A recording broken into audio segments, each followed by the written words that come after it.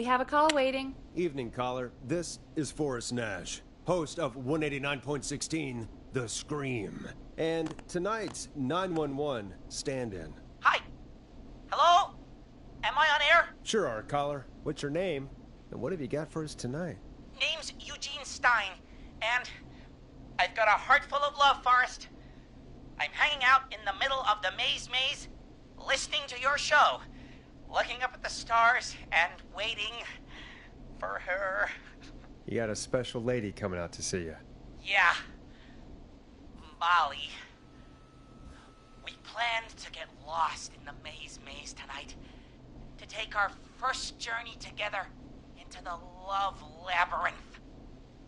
That's why I'm calling, actually. I thought she'd be here an hour ago.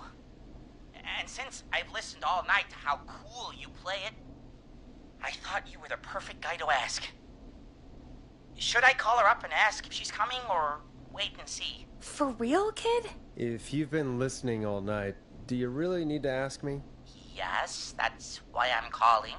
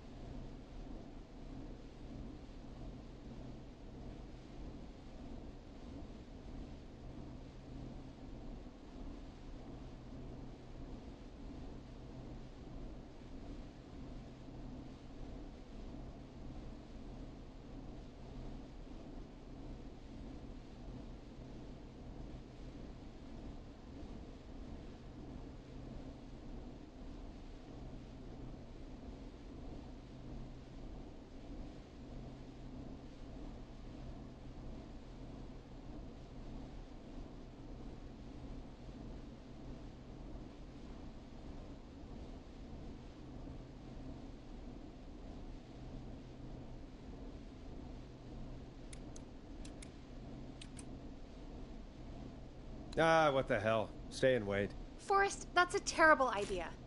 Eugene, please go home. Your parents must be worried sick. My parents are dead, actually. But, Oh, jeez. yeah, I guess it's not the night. Hang on. I hear some rustling. I guess she came after all. Molly! I'm in the middle! It'll take a little while to get here, but, thanks again, Forrest. It's been good talking. Oh, wait a second. Molly can't whistle. No, this is supposed to be the best night of my life! Not the worst.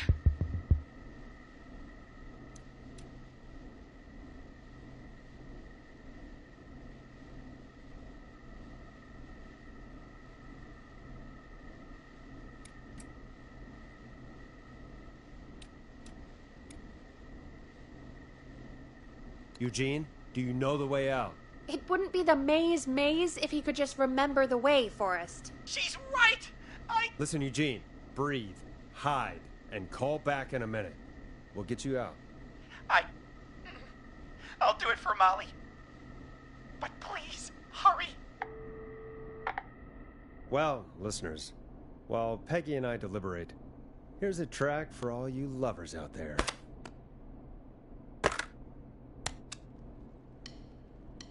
You're gonna love this next track.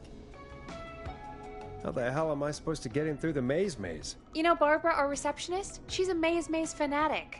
Shame she isn't here. I was supposed to go with her last week, but she changed her mind.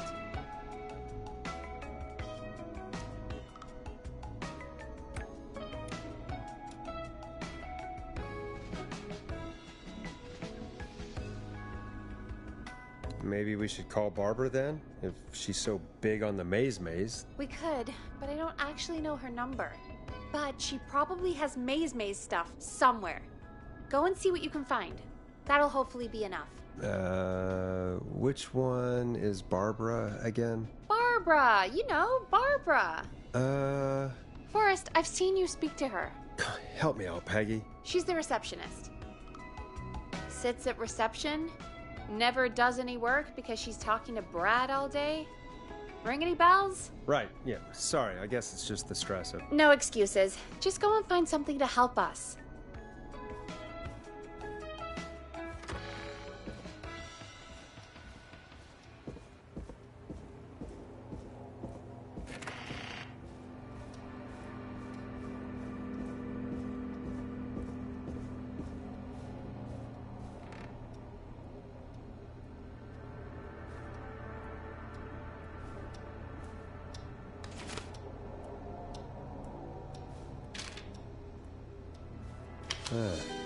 Looks like Brad broke her heart.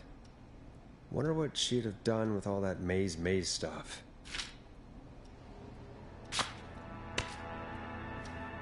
Bingo. Here's what I was looking for.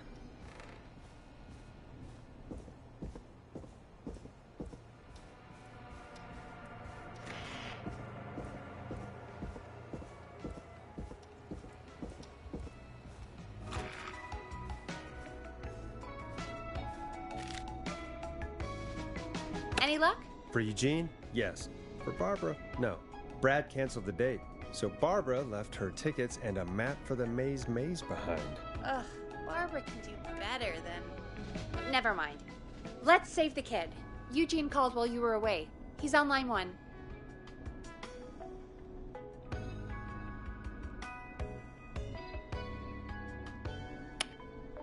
Okay, Forrest. Shut the music off.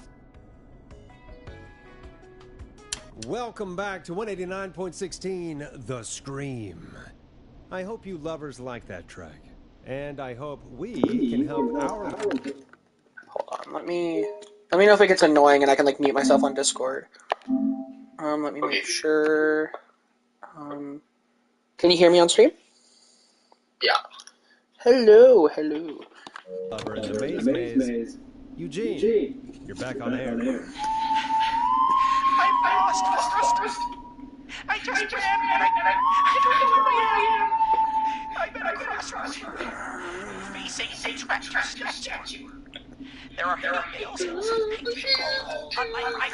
So there are hay bales painted gold on their right, and they're facing a tractor statue, gold and hay bales on the right. So I'll just let you look at the map and I'll let you decide because I think it's more fun this way. And you're trying to get him out of the maze. Oh my god. Whoever else is watching my stream has to decide.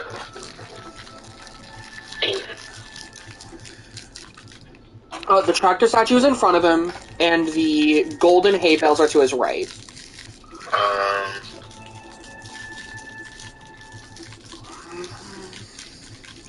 And he's trying to get to the... He's trying to get to the very top there.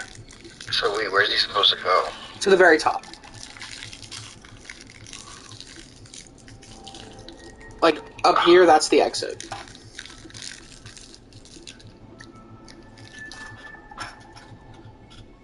Okay.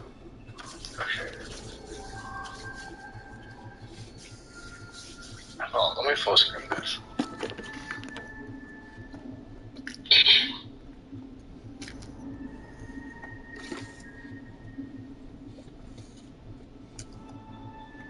Shang-Chi statue is ahead of him, he said, and then the what was to his right? The Shakti statue is ahead of him, and there are golden hay bales on his right.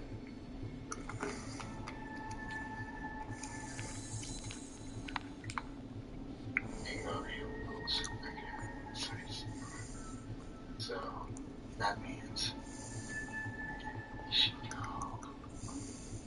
Yeah, okay, so he's gotta go left. He's gonna go left.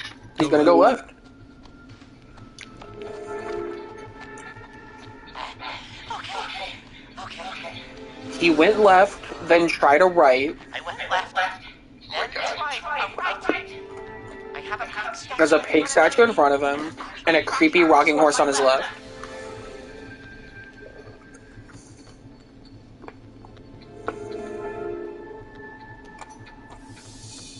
Big statue. That's number 3. Wait, what? How'd he get there? I thought Oh shit. So he took a left. The map wrong. No, so he took a left. And then he kept running, and then he took a right immediately after that. Like his first right, and now he's sitting, and then he took another left, I guess.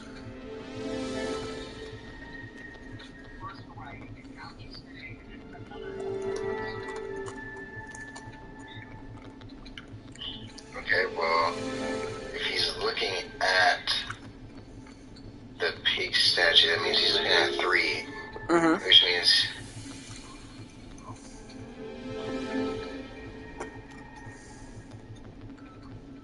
Yeah, which means he has to go backwards. Go backwards. Why did I just fight her? I'm at a crossroads. He's at a crossroads, and there's a pitchfork statue.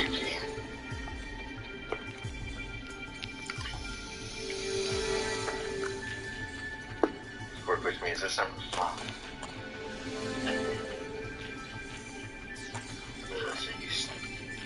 So he's staring at that. He's at the crossroads. So he has to... Oh wait, that path is like broken. Why is that path broken that leads out?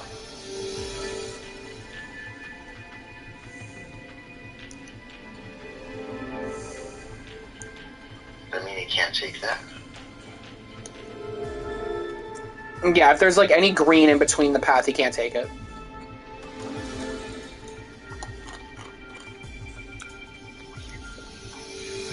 I think if he chooses to like if you chose the that means he's gonna go down and a fucking round.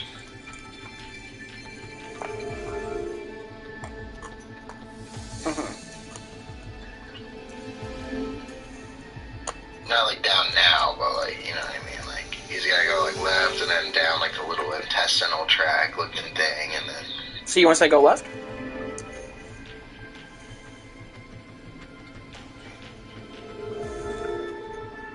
Yeah. Okay. Just if he's looking at the pitchfork. The game has to make you go through all these little things. There's a tiny barn in front of me and a scarecrow behind me. Tiny barn in front of him, scarecrow behind him. And nothing on his sides.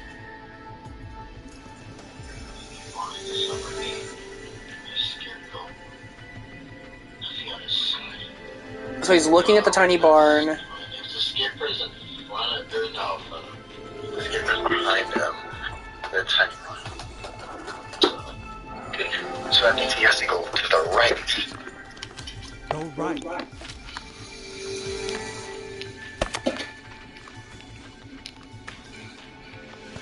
Whoop, whoop. I can't run much more.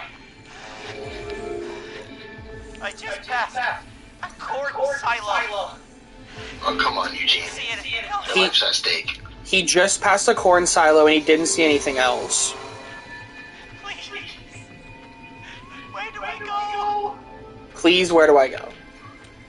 So he passed the corn. How the fuck did he get over there? He passed the corn silo. He didn't see anything else. Okay.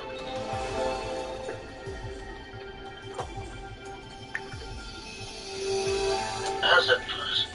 So, oh, he went up that way. Okay. He took this way. Went up over there.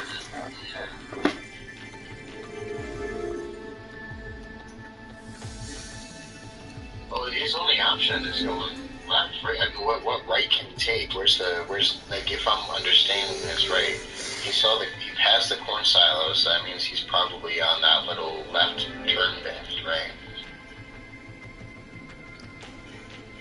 But he said he didn't see anything else. Keep that in mind. Unless he's... Yeah, so that means he didn't go up the fucking beehives path. He went, like, around.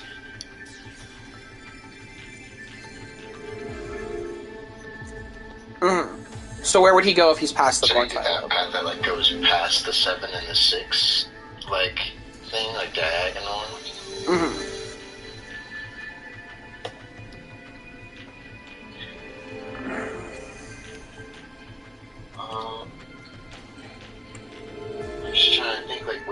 actually is. Because look at the text again. It said he passed it already. He passed the corn silo and he didn't see anything else.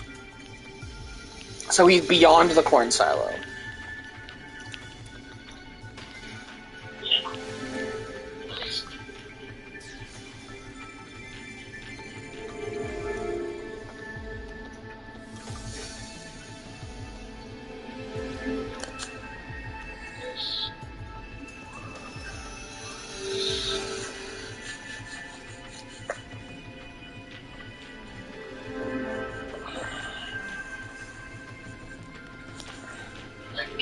I would say, I guess, forward, because if he passed it, I'm guessing, because the only place he could go right would, oh, wait.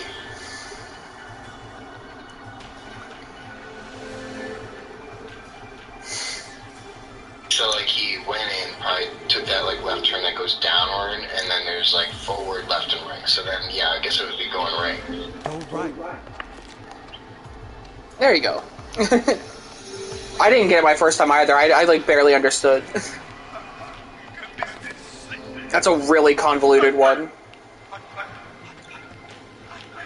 I'm out. Yeah, that one got me a little bit. Oh, Forrest. I love you, Molly! That was tense. I think I held my breath the whole time. I think it went pretty well, all told. I think you're right. By the way, why do you think Molly missed their date? Do you think she's okay? Unfortunately for Eugene, I think she probably never left home.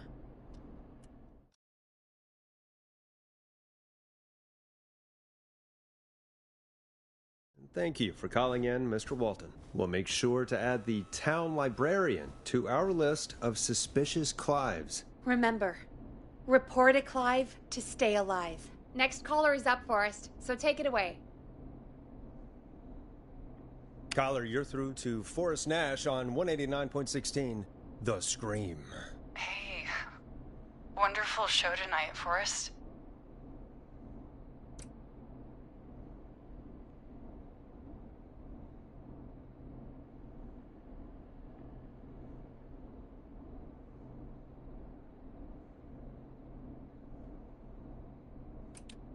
I don't know about wonderful, but, thanks. What's your name, caller?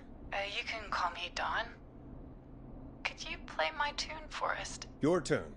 Sure. Long Ride Home. That old song. Sure. We got it. I think I played it the other day. Thanks. It'll be good to hear it again. All right, folks.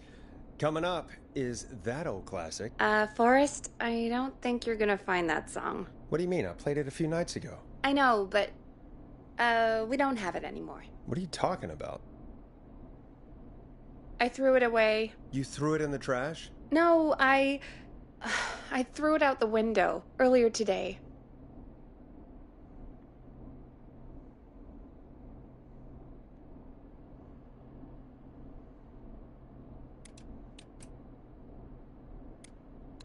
And why did you throw it out the window earlier today? Brad was annoying me all afternoon.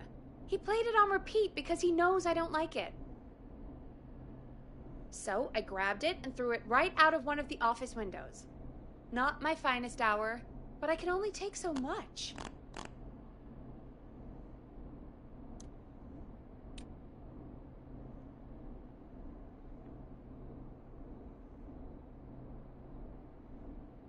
For shame, Peggy. For shame. I know. Let's just play a different song. We've got more important things to think about anyway. Gotcha. Okay, folks. Here comes some unrequested music. Sorry about that, Dawn. Maybe try again tomorrow night. Sorry.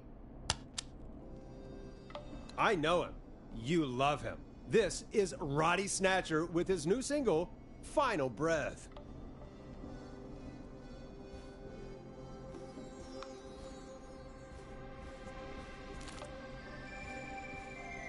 Of all the songs to request, why'd it have to be that one? Gee, Peggy, what did the barn finds ever do to you? Wrote that song, for one. It gets real old when you're forced to listen to it on repeat for years. Why couldn't they just request Roddy? Oh, Forrest, scrap the song. We have another caller. Sorry to cut the music short, folks. Callers take priority tonight. Welcome to 189.16 The Scream. This is Forrest Nat. Forrest. Oh, thank God. It's me again. Murphy.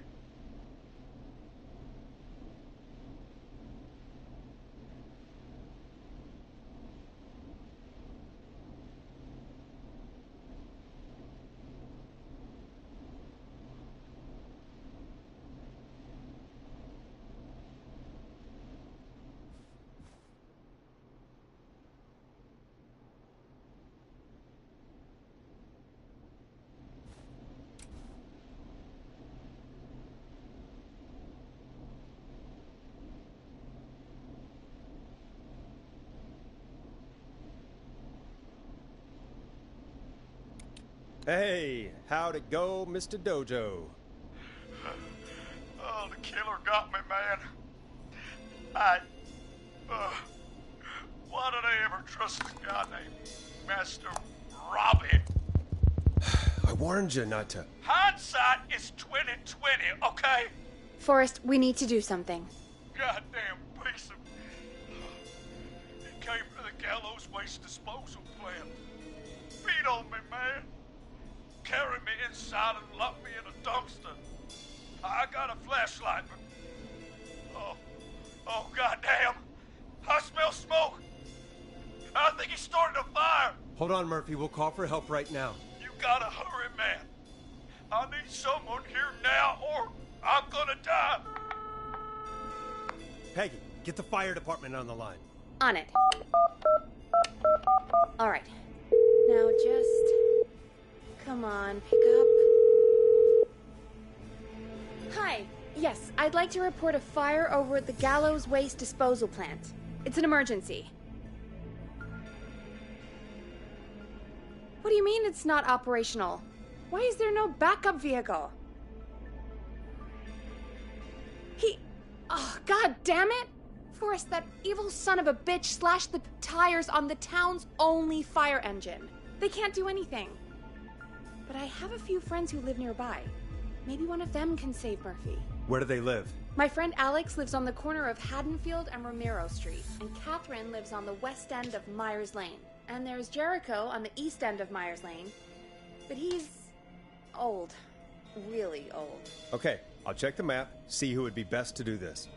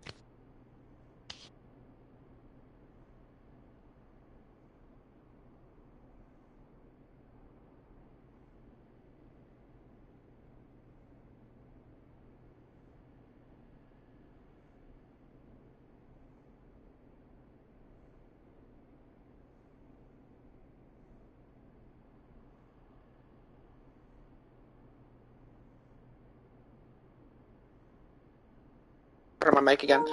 It'd be like the end of Haydenfield Road or the end of Wayland Road, like right here. So like anything that connects to it, like close enough. This isn't like the cornfield thing.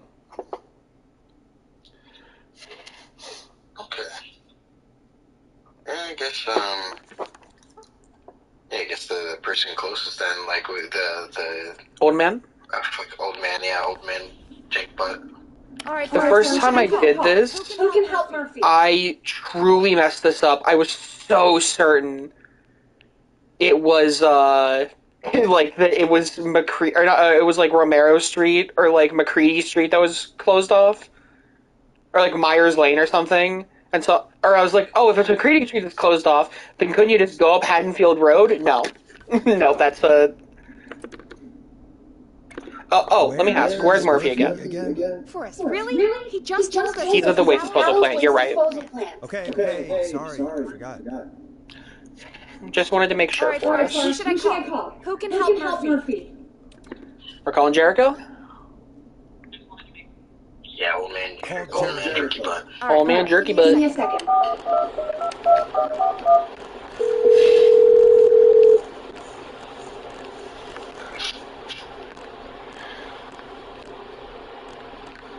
They're on the way. They'll call from the plant. You can direct them from there. Let's hope they get there in time. They'll call from the plant?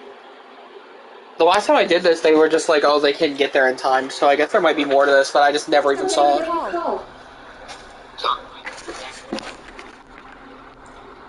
Are you sure you can? What's happening, Peggy?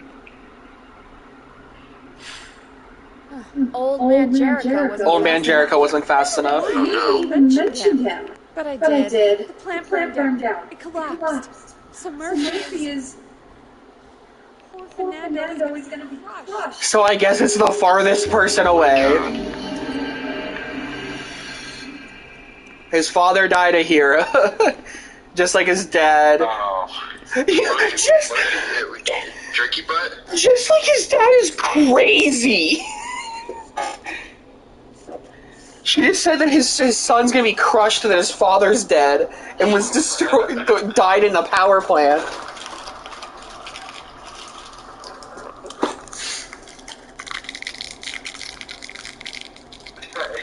Crushed just like his dad, or you have to say, I want to hear a reaction. Yeah, Fernando will be crushed. Just like his dad.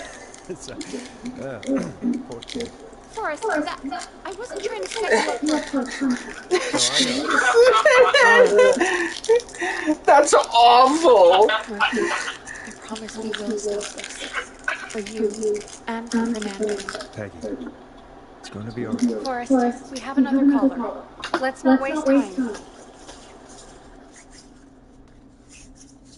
All right, folks. Another of our good citizens is on. Bro, come on. How was Jericho that slow, bro? I'm eating warheads. Leave me alone. 16, The Scream, with me, your host, Forrest Nash. Forrest, Teddy Gallows Jr. I just want to say that my thoughts and prayers are with my Gallows Creek neighbors during this awful. Oh, it's mayoral candidate and scion of the town founders, Mr. Gallows. Are you in danger? We need to be a town of law and order. We need cops who have the tools and funding they need to keep us safe. Okay, Teddy. We... Oh my god. But you're really stepping up that for us all tonight. I just want to say thank you for taking a swing for Gallows Creek. Jackass. Alright, thanks, Teddy. Teddy, stop. You're a prick, Teddy.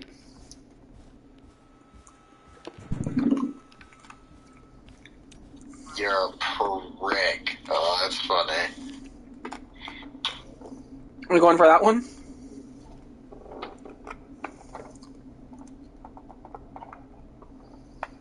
Yeah. I want to make sure I get this out there to all of Gallows Creek. We're going full renegade. Our town is Renegade. That's why the Gallows family, founded by my father,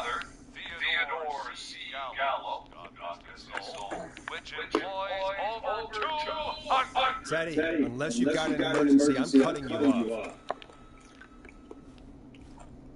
You know what? I do have a problem. A problem that's ruining our town. You know what it is? Emergency, not problem. The Whistling Man or your family's wasteland burned down. God. The Whistling Man.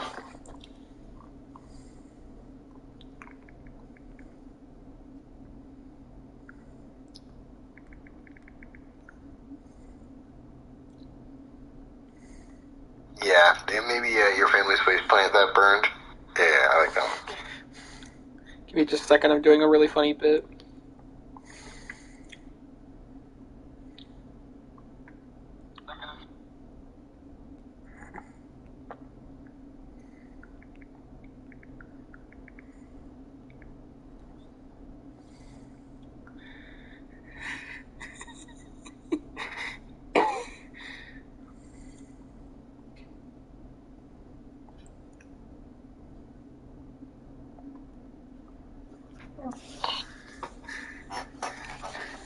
Alright, your family's wasteland burned?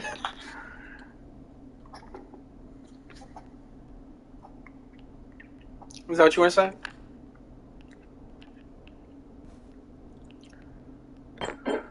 Your family wasteland just burned down, so Okay, no good. one had nowhere to dump her garbage? The problem is that woman, our current mayor, Linda Cartwright.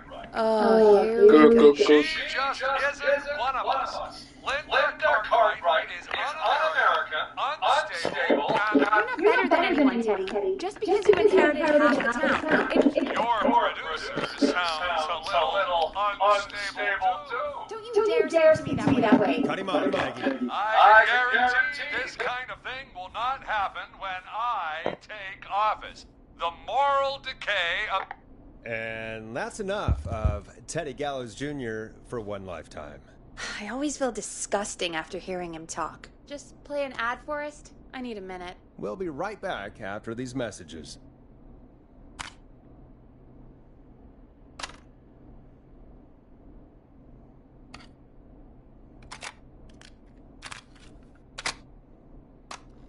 Teddy Gallows Jr. is a family man, a devout Christian, and a proud patriot. Teddy Gallows Jr. is Gallows Creek.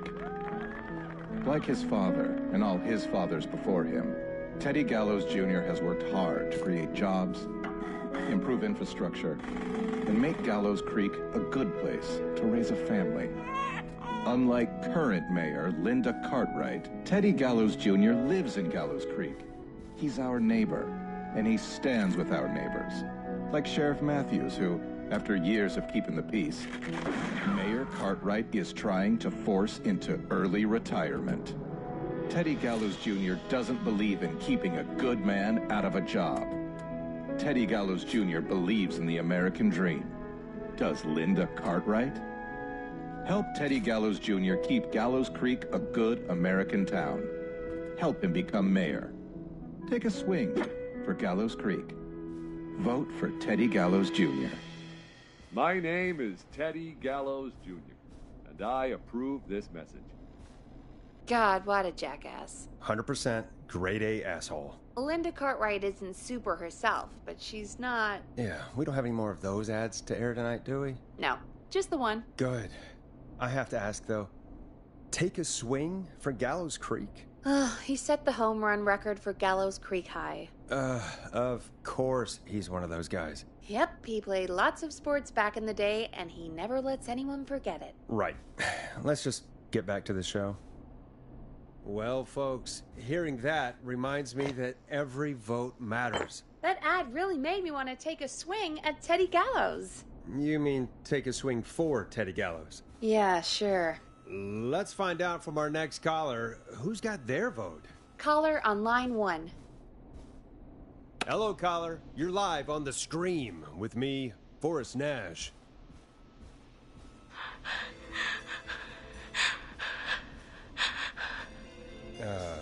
Hello, caller. Who is this? I need the police. I'm Forrest Nash. I'm standing in for 911 tonight. What's wrong? There's a guy hunting me and my my friends. I think he's killed some of them already. That's him. He's just outside. I can see him from up here. God damn it. She's just a kid.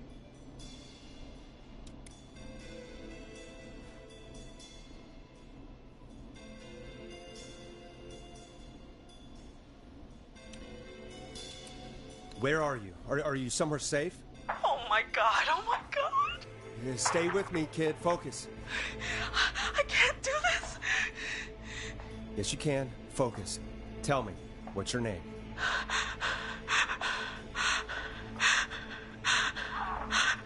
Sweetie, you can do it. What's your name? Carrie.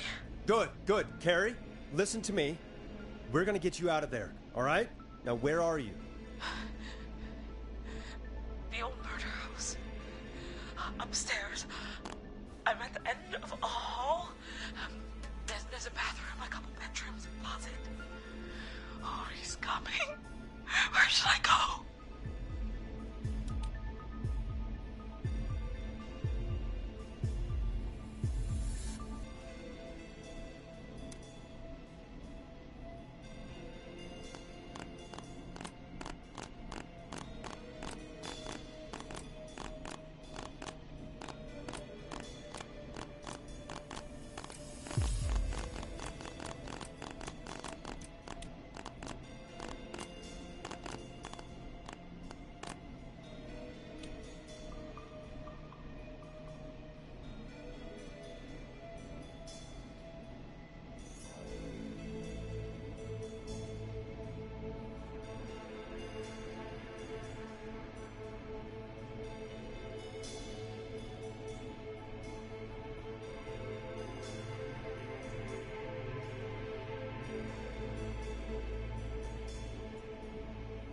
Go to the bedroom.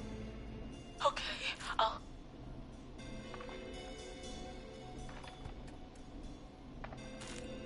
He's here. He's here. He's gonna kill me. Forrest, I don't think we can...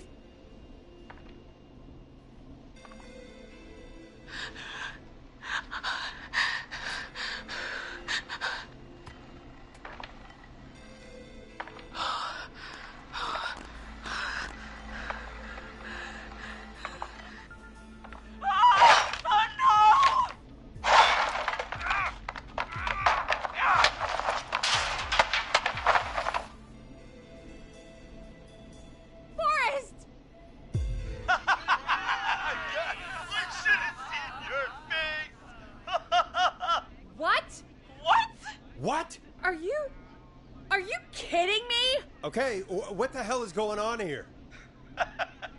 Oh, who's on the phone, Carrie? The cops? It's just a joke, jeez. Wait, isn't that... Jimmy, that wasn't funny, you sicko! Of course I called the cops, but some guy just answered instead. What guy? Forrest Nash. What the hell are you all doing? It's prank night, old man. We're just having fun. That's the kid!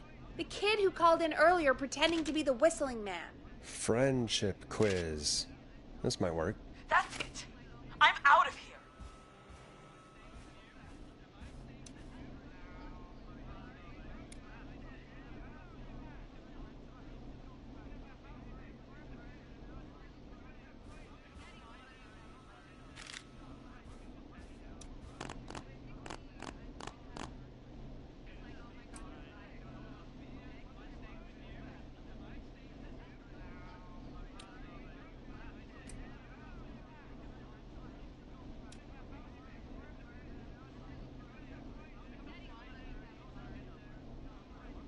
You know he's really out there tonight, Jimmy, right? Yeah, right. It's just whistling night, man. That little idiot. Whistling night? It's a stupid tradition. Especially stupid since that one kid died back in... Would you take off that stupid mask if it's hard to breathe? Who's under there anyway? Is that you, Seth? Idiot! Seth is right next to you. That's, wait. Oh no. Who are you? Oh no, man!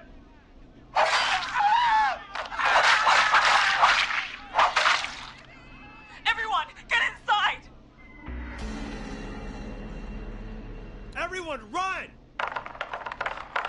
two, barricade the door. Scott, Heather, you barricade the back.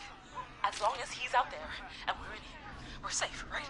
You bought time, but not much. Forrest, we have to... Heather, I already called the cops. Forrest picked up. He's the best we're gonna get. Who is with you, Carrie? My friend, we drove out to the old murder house and... Oh, of course! The van! Who's got the keys? Jimmy had them. Jimmy. Oh.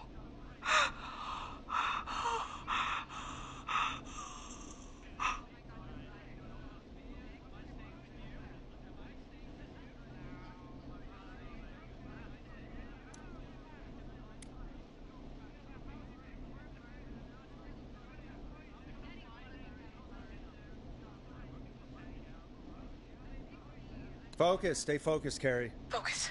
Yes. Sorry. I'm here. We'll figure something out. Between all of you, there's got to be a way to beat this. Just sit tight, okay? Heather, shut up. If we do that, we're gonna get killed. If only Jeannie were here. Jeannie? Jeannie McPherson? Our intern, Jeannie? Yes. She's my best friend and the smartest one out of all of us. She stayed in tonight. Forrest, listen. We'll see what we can come up with, and, What? Scott, you're not any good at... And... No, Chad. Out of all of us, you're not the ones... Everything okay? No. We're figuring out a plan, but everyone's volunteering to do things they're just bad at. I think we can figure out what to do, but I don't think we can agree on who should do what. I think you'll have to be the tiebreaker, or else these idiots are gonna get us killed. But I... Shut up, you... Forrest, I'll call you back. But I don't know anything about your friends. These damn kids never learn.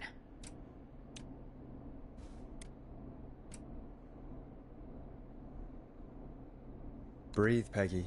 It's okay. They do this kind of thing every year, Forrest. People get hurt. All right, folks. We're gonna work out a way to save Carrie and her friends. This next one goes out to all the trapped kids out there.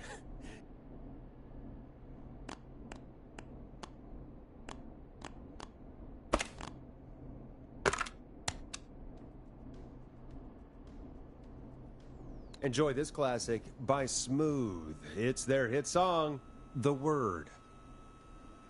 Peggy, you mentioned something about their friend working here? An intern? Yeah, Jeannie.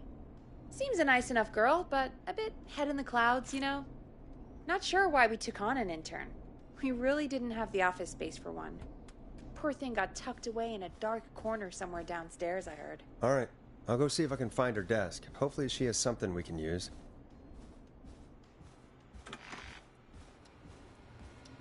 Peggy said her desk is downstairs.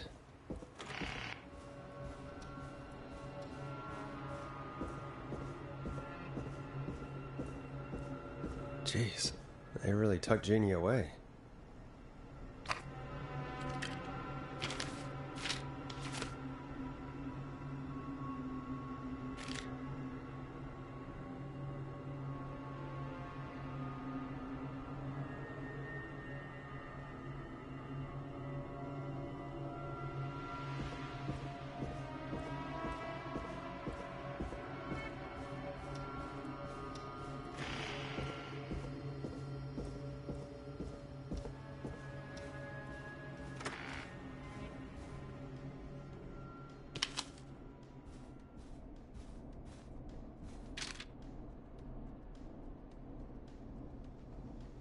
Hey, you find anything that'll help us out? Yeah, I found a friendship quiz with all these kids on it. If you think that'll help, then good enough. Carrie's on line 1. Whenever you're ready.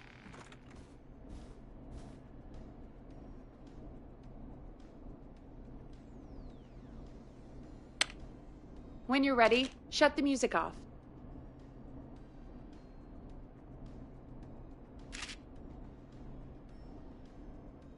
This is Forrest Nash, back again with an unlucky caller on this unlucky night. Carrie, are you there? Yes, We've got a plan, but we can't agree on who should do what. You want me to be the tiebreaker? Exactly. I'm ready. What's the first step? Okay, first things first. We'll need a spotter. Someone who can keep an eye on the killer. We'll need someone on the roof. It's gonna be a hard climb. We're deciding between Heather, Kyle, and Hot David.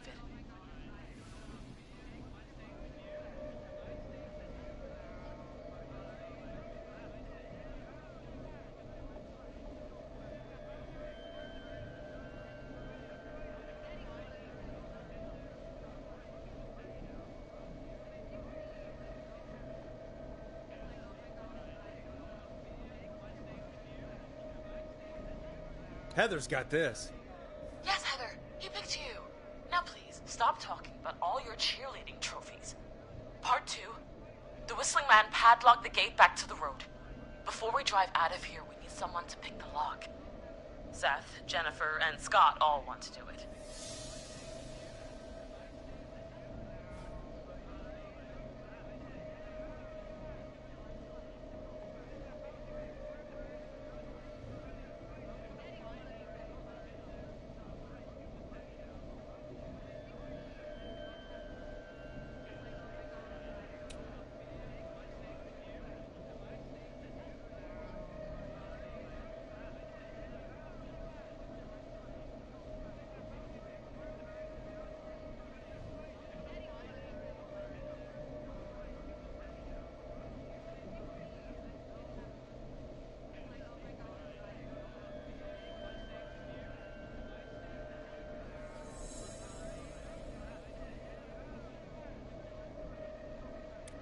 Jennifer. Jesus, Jennifer, you carry a bump key? Why didn't you say so earlier? Anyway, that brings us to part 3. Getting the van keys. I'll volunteer for this. I don't know Jimmy as well as you guys, so it'll probably be easier that way. Then is part 4.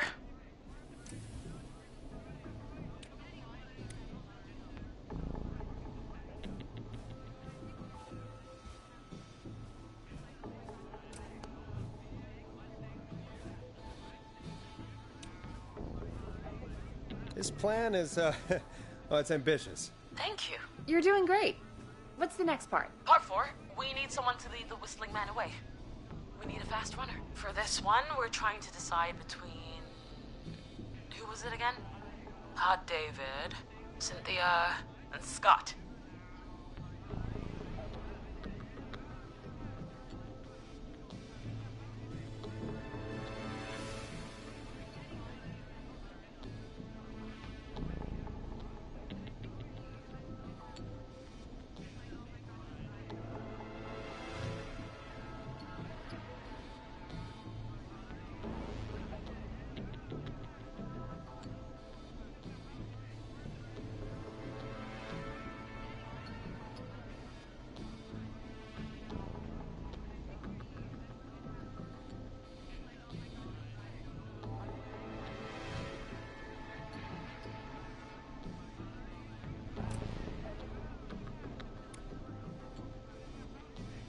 Hot David.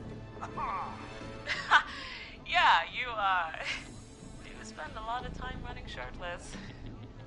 You got this, Hot David. Sweet. Okay, let's recap.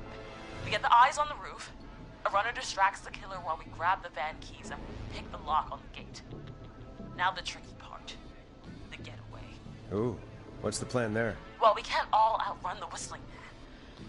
But he thinks we're just a bunch of stupid teens.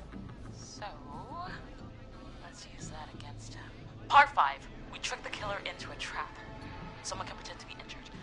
Who would make the most believable bait? Who you got? We got Lisa, Tammy, and Cynthia.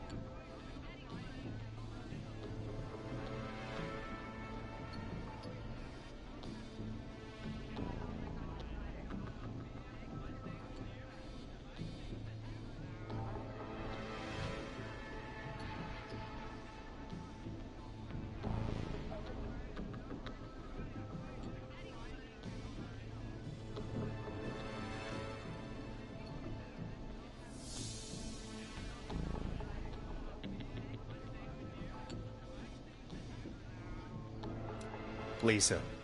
You're right, Lisa. Having to smile at rude customers is perfect practice. That should take care of the killer.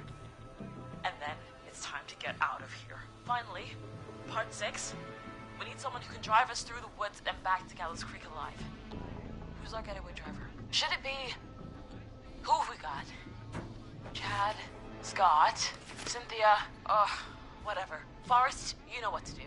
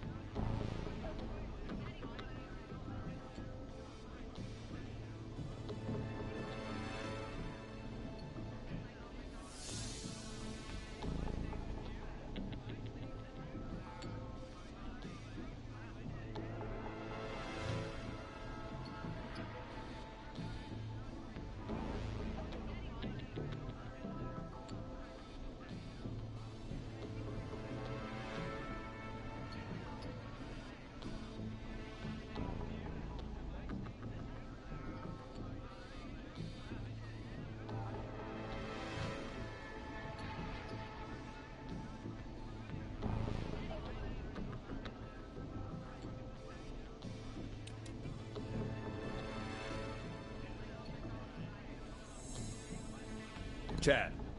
Oh, perfect.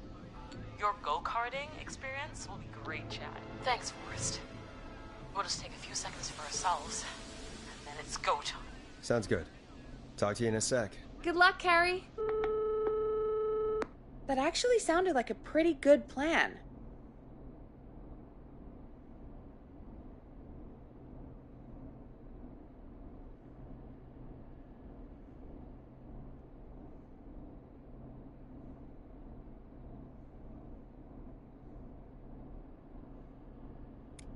I hope you're right. Yeah, let's hope.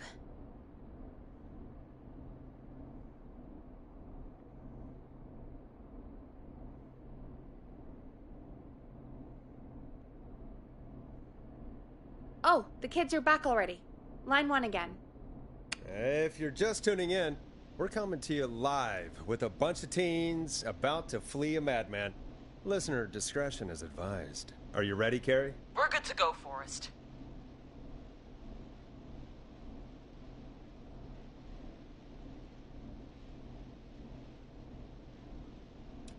Alrighty then. Hit it. You got this. Here we go, everyone. Spotter, to the roof. Go, Heather. She's off and away. All right, Renner. Get ready. Wait for the spotter's signal. Spotter says go.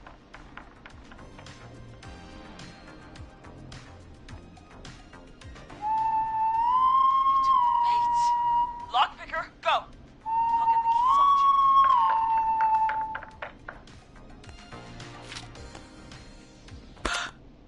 Oh, Jimmy.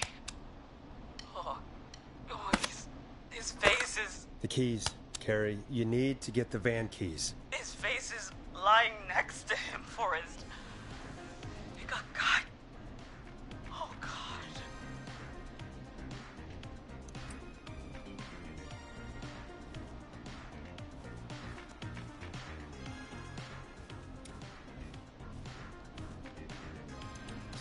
Focus. Breathe. Right. The van keys. Got him. It's Jennifer got the gate unlocked. And Hot David should be back any second. Perfect. It's working.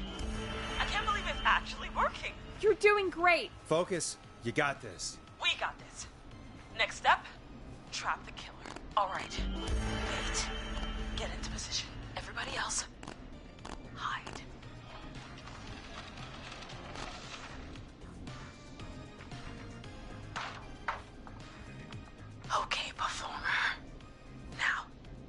course, like your life depends on it.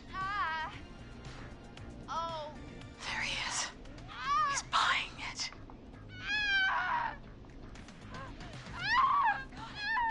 Now! Push the bookshelf over!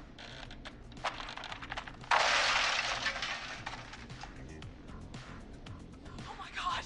He went through the floor! Spotter! You need to climb down now! We gotta go! She's coming down. Yes! Heather! Quick, everyone to the van. Driver, take the keys.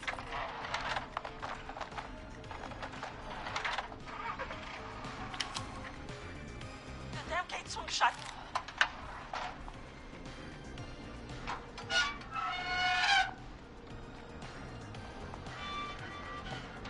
Huh? What? It won't stay open. I'll hold it. You drive through. Carrie! What was that? It's a whistling man. Drive! Now!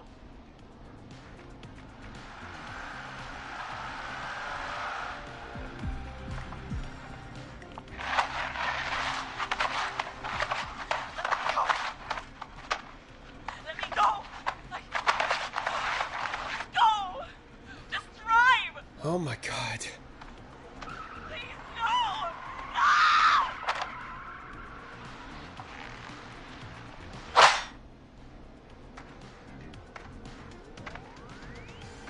Carrie?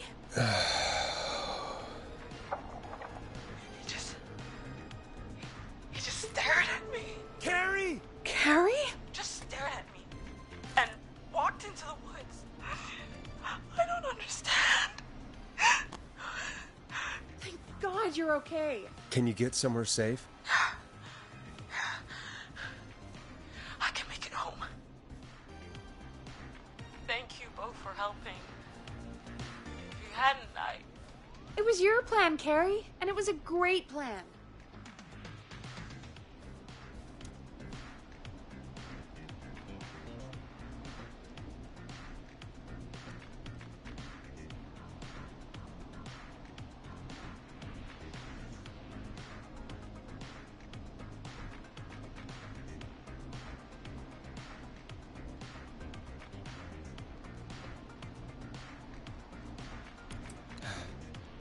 You get home now, Carrie, before he changes his mind.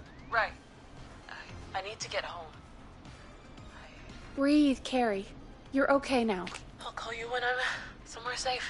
Talk to you then. Folks, that was a lot. Our thoughts go out to Jimmy's parents in this awful time. For any kids listening in, please stay inside and stay safe. And parents, hug your kids extra tight tonight. Here's a song for the girl walking home in the dark.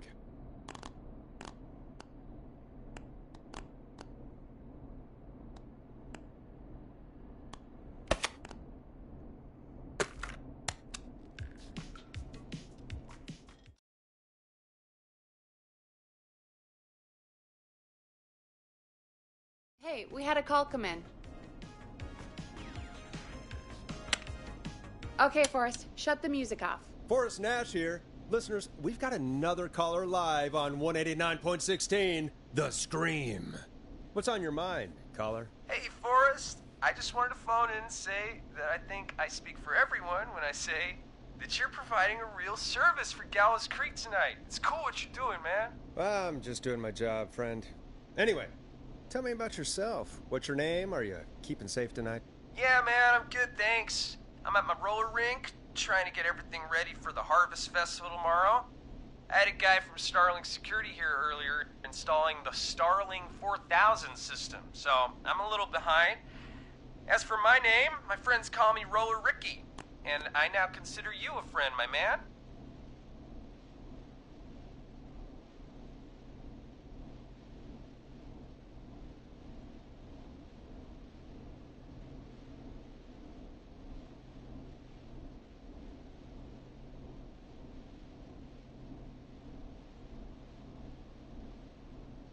We're friends now, huh? Well, that's kind of you to say. Thanks. Yeah, man. Sounds like roller skating is more than just a job to you. So is this vocational? I wasn't always Roller Ricky. Once upon a time, believe it or not, I used to go by just Ricky. Yeah, back then, things were pretty rough. I used to roll with a bad crowd.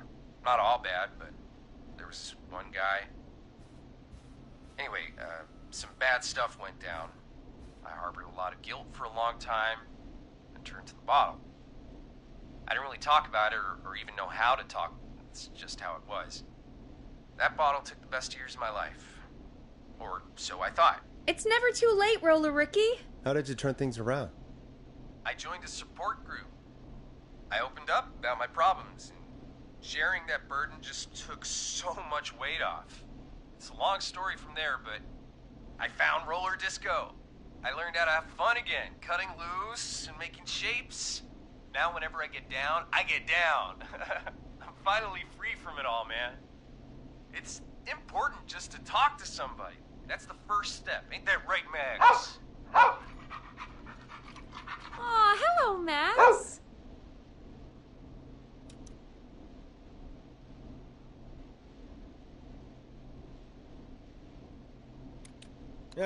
Welcome to the show, Max. Max is my emotional support dog. He's a rescue dog, but I always say he's the one that rescued me. He's the best dog a guy could ask for. Of course, the first thing I did was teach him how to skate. He's better than me now, a real pro. Max can skate? Yeah, man. At first they said it couldn't be done, and then they said it shouldn't be done. But Maxie loves the rink, man. Is that another train, Maxie? Maxie loves trains, man. He's even got that special how to greet them.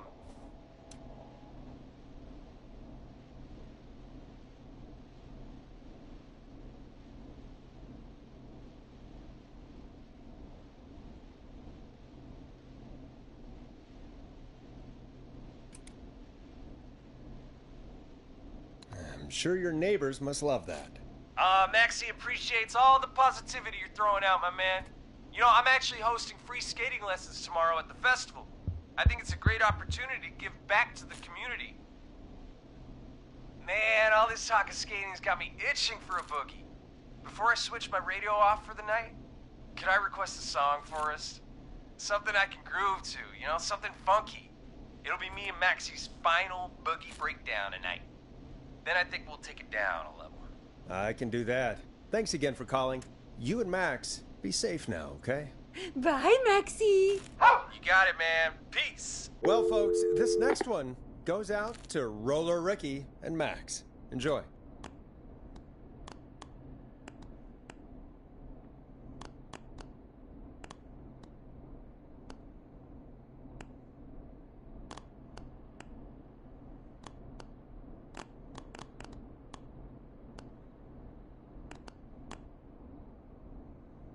Dead air is a crime, Forrest.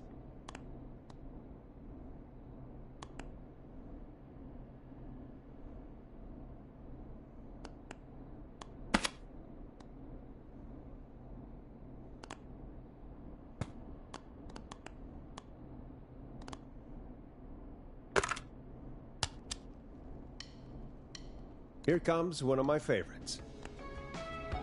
I really needed that call, you know, after everything. Yeah, I get that. He talked a bit much for my taste, but it is inspiring to hear somebody come back from the brink like that.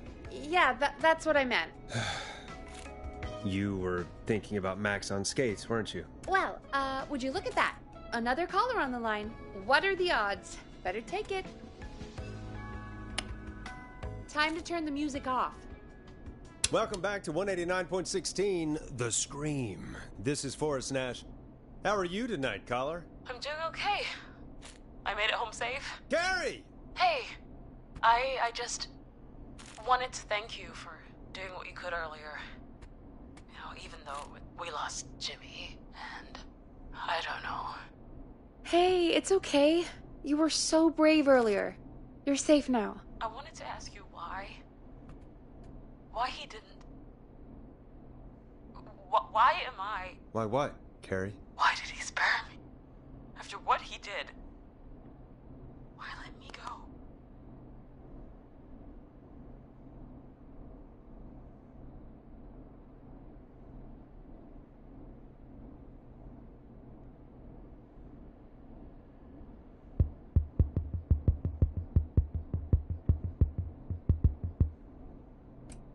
Maybe he only wanted to hurt the pranksters. Maybe. Did he just think everyone was making fun of him? Did he always hate these hazing rituals? I mean, if he did, why wait all these years to... Why do this now? These stupid hazing nights have to stop. Carrie, you did so well tonight. Stay safe and rest. Help is coming to Gallows Creek. We just need to hold on. Thanks, Peggy. Hey, Forrest? Could I request a song? Of course, Carrie. What song? Any song by Blast Processor. And thank you. This next one goes out to Carrie.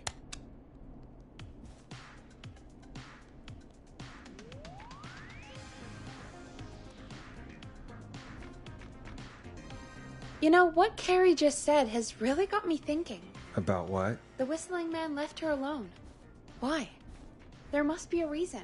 When it comes to masked whistling killers, I don't think a reason is a key part of their process. Well, it's something to consider. I need to take a break. If you want to stretch your legs, now's the time. Just hit the Peggy button when you want to get back on air.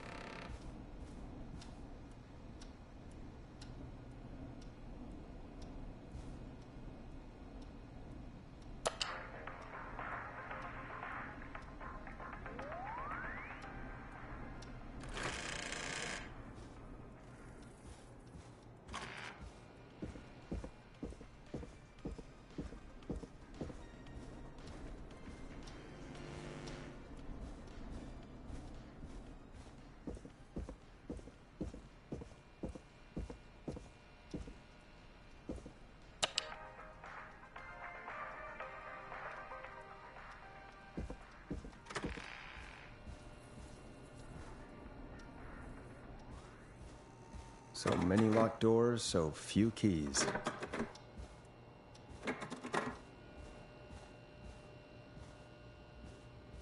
I'm not getting in there tonight.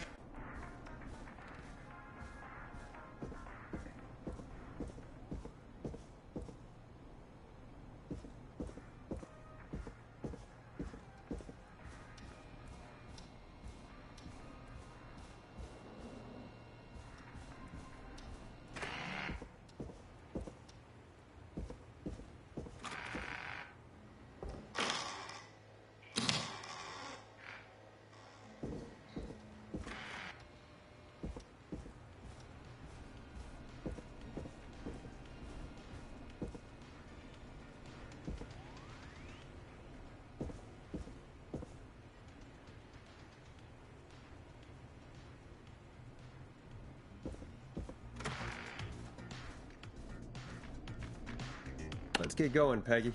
Alrighty, we could run another segment, or... Scratch that, Forrest. We have a caller. Okay, Forrest, shut the music off. You're through to 189.16, The Scream. What's your emergency? Hello again, Forrest. Oh, that call with the teens was awful. Those poor kids. Still, I'm glad the girl didn't get hurt. Thanks for your concern. Are you in trouble? What's on your mind? I wanted to ask you again to play my song, Forrest. You said you were gonna play it. but you didn't? Your name was Dawn, right? What, Peggy? Yes. Oh, well remembered. My name is Dawn, and I wanted to ask you again to play my tune, Forrest. Long Ride Home? You know, the one that Peggy said she threw outside the window?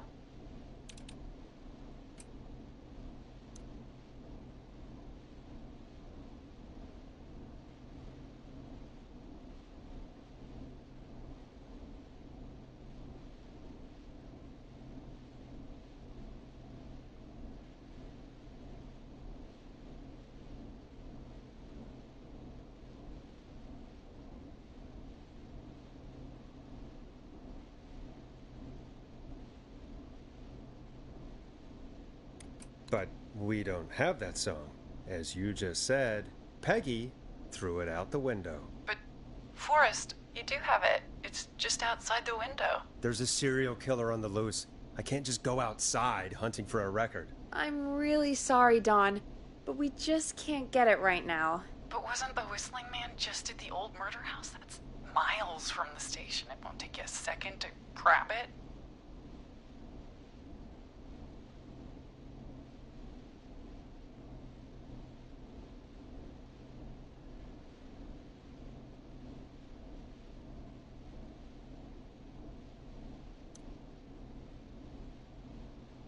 Don, I'm not sure if you've heard, but there's something unnatural about this freak. He's fast. I'm not risking it. Oh, but I think you will. Forrest? Peggy, I'm calling with more than a request. I know something. I think I know who's gonna be next. What? Are you serious? Play my song, Forrest, and you'll find out. Well, folks, here's some music for you while I think things over.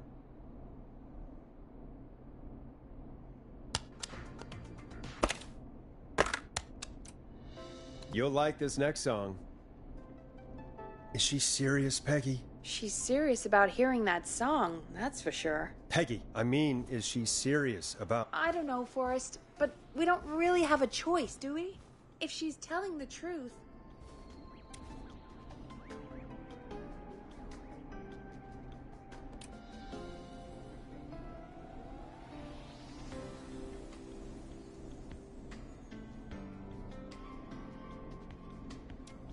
Then why don't you go and get it? It's one of Reggie's KFAM regulations. I can't leave the booth while we're on air. Peggy. Just... you can do it, okay? Fine. You're a good man, Forrest. I'll slide you the key to the fire door. Wait. Our fire door has to be unlocked? Yeah, you know, I never thought about it, but yeah. We should talk to Reggie about that later. Anyway, I'll hold the fort down while you're out. Maybe I'll even get a caller. That could be exciting. 189.16, The Screw. With me, Peggy.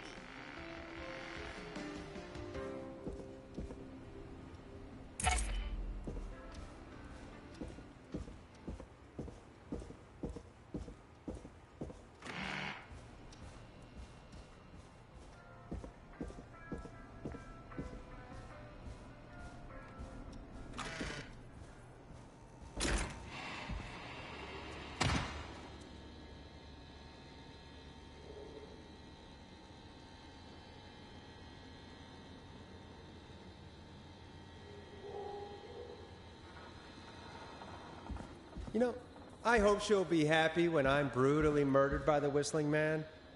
Out here, in the open, alone.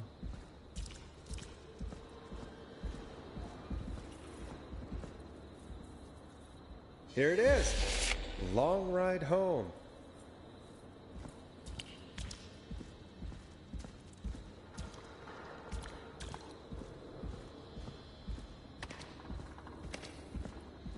Of course, it locks behind me. And of course the key doesn't work on this side. Fantastic. Maybe there's another way back in through the basement. A door, elevator, or something.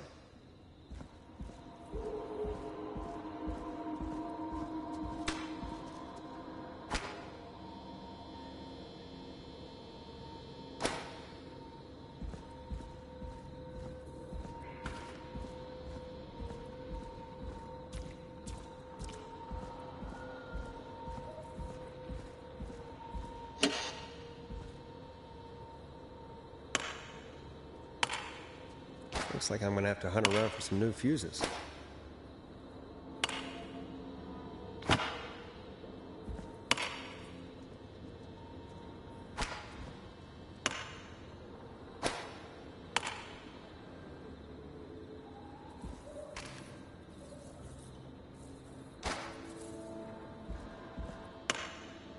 Bingo!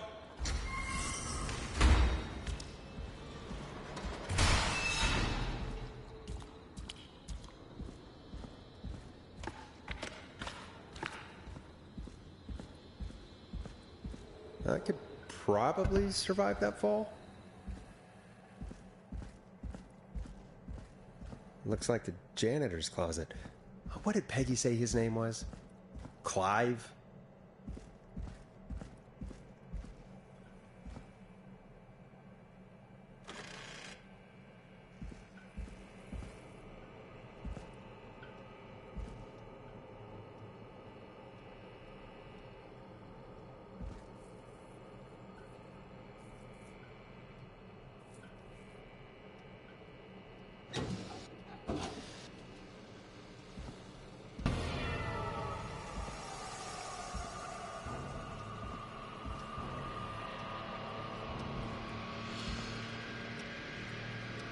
Huh. There's a key. I'll just take that. Might be important. What the hell? Peggy is not gonna believe this.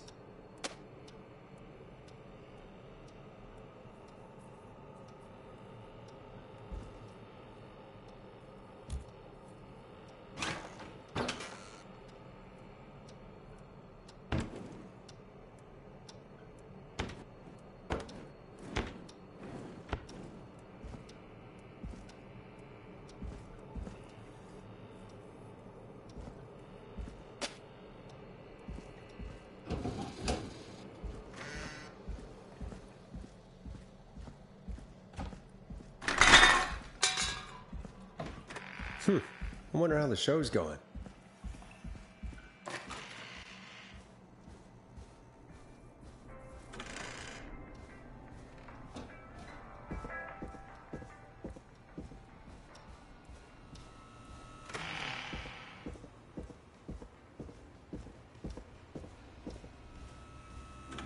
Isn't that such a good song, folks? And now for... Jesus, Forrest, you've been gone for ages. I thought something had happened. Something did happen. Clive, the janitor, might be Clive, the murderer. What? I'll start from the fire door locked behind me, so...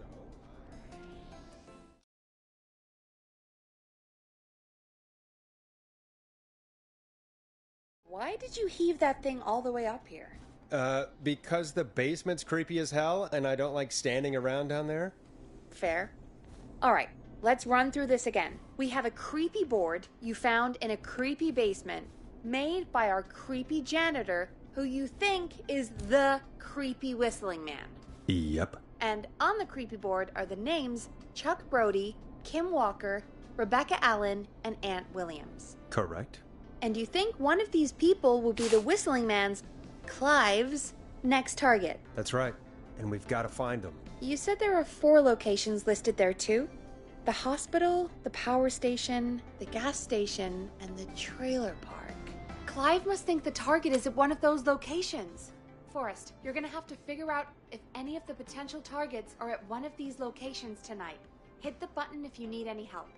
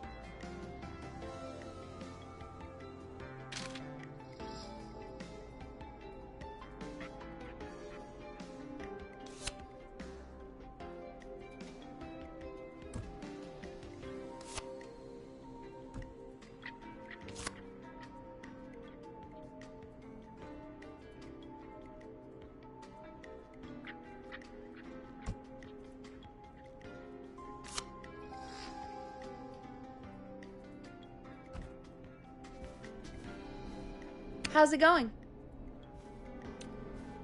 I'm ready, Peggy. Are you sure? We've only got one shot at this. I'm sure. Let's do this. Okay, name first.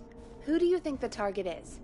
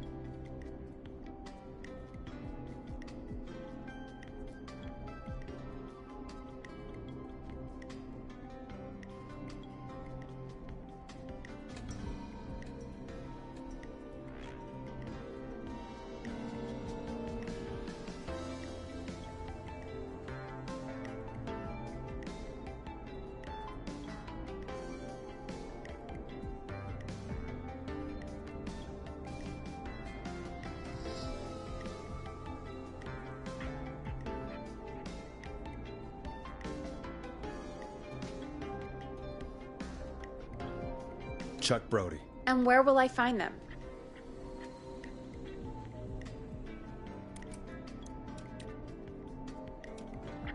The gas station. Okay, I'm dialing. One moment.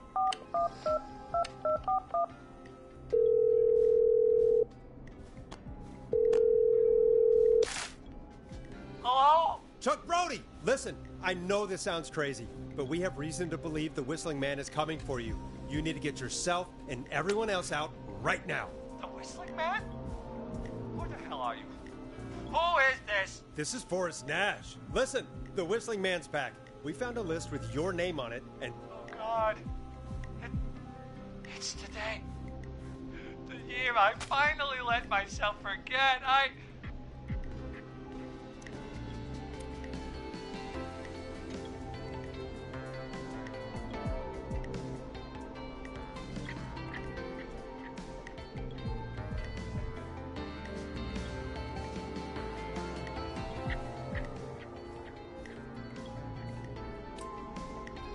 Forget? Forget what? Forget. No, man. I gotta get out of here.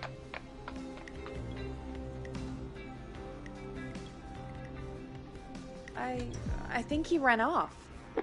Well, fingers crossed that Chuck... Jeez! It sounds like something blew up. He's using bombs now? Is Chuck? I don't know. Hang on. We're getting a call. Hello? Chuck? Chuck! Forrest, the whole goddamn gas station's gone up. Is anyone hurt? I don't think so. I got everyone to follow me out. The town's only ambulance was blown to hell, though. Yeah. Damn it, that fireball threw me. I've got to get to the hospital. I'm not feeling great. Forrest, man, I can't thank you enough, but... Damn, I gotta go. Wait, Damn it. We lost him. What was that about today? Oh, Forrest, the call board is lighting up. get us into some music while I deal with this.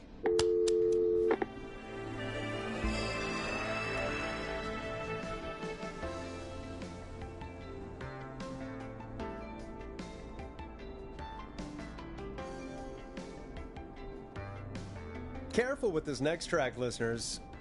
It's dynamite. Forrest!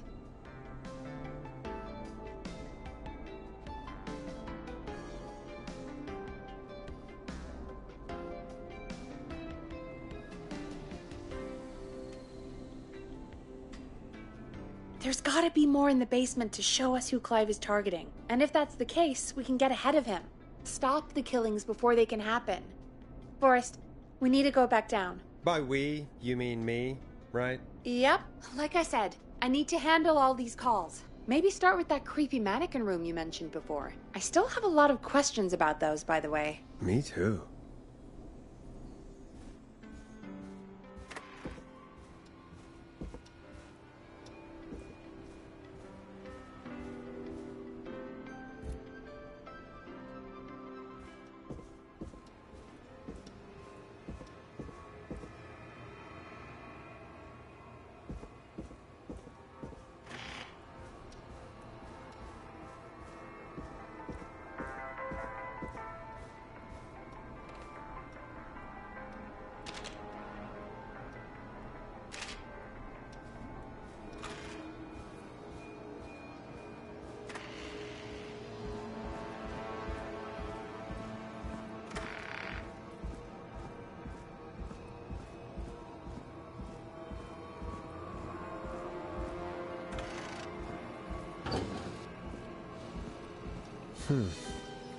The key?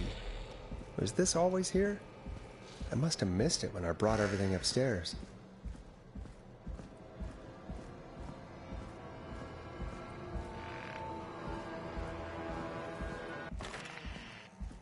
Hey, Forrest! Peggy, give me some warning before yelling down the intercom? Sorry. Buzz the intercom when you find something and want to discuss it. What have you found, Forrest? I think I need to keep looking. All right, then. Buzz the intercom when you find something and want to discuss it. Peggy, I've found a tape and a map down here. A map of what? Looks like it might be to somewhere in this storage area. Weird. Well, maybe the tape will give us more information. Give it a play.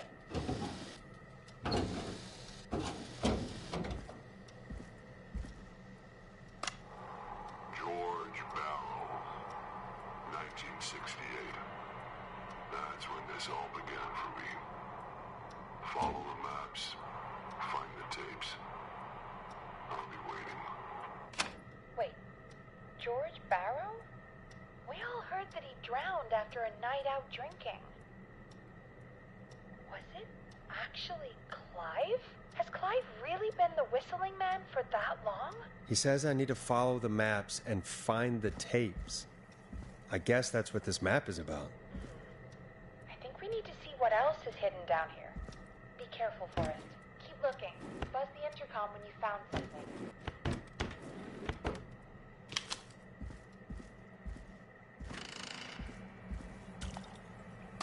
Time of autopsy is 7 a.m. Cause of death is asphyxiation from drowning. The degree of rigor mortis indicates that the subject has been deceased for 5 hours. That puts the time of death...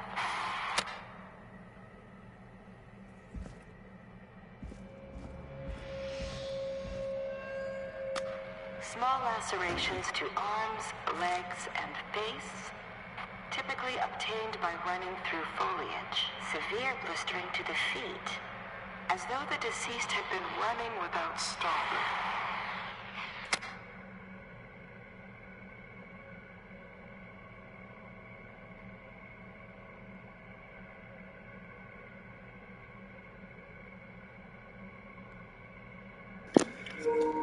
Case number 983856. Date of report 3rd of September 1968.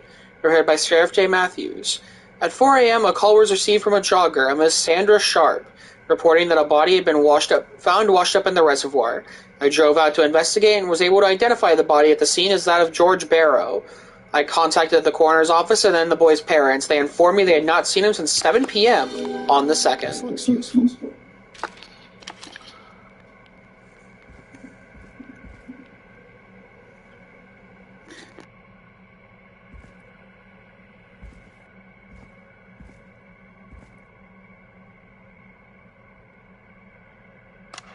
Preliminary toxicology results shows no signs of inebriation. However, a high amount of cortisol was found, indicating elevated levels of stress in the immediate moments before death.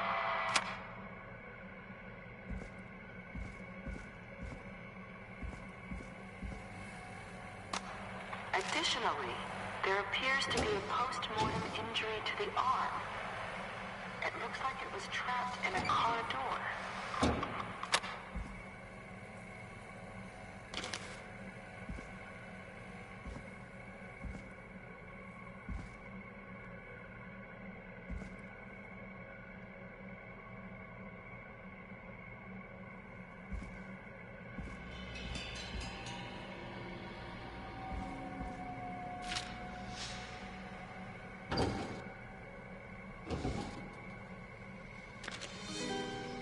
Now this has to be important. It is the coroner's opinion that the subject likely feared for his life and was chased, resulting in a fall from a height into a body of water, where he hit his head, was knocked out, and drowned. Following that, he was moved. Dr. Sullivan, we need to have a talk. Is that recorded? Shut it off.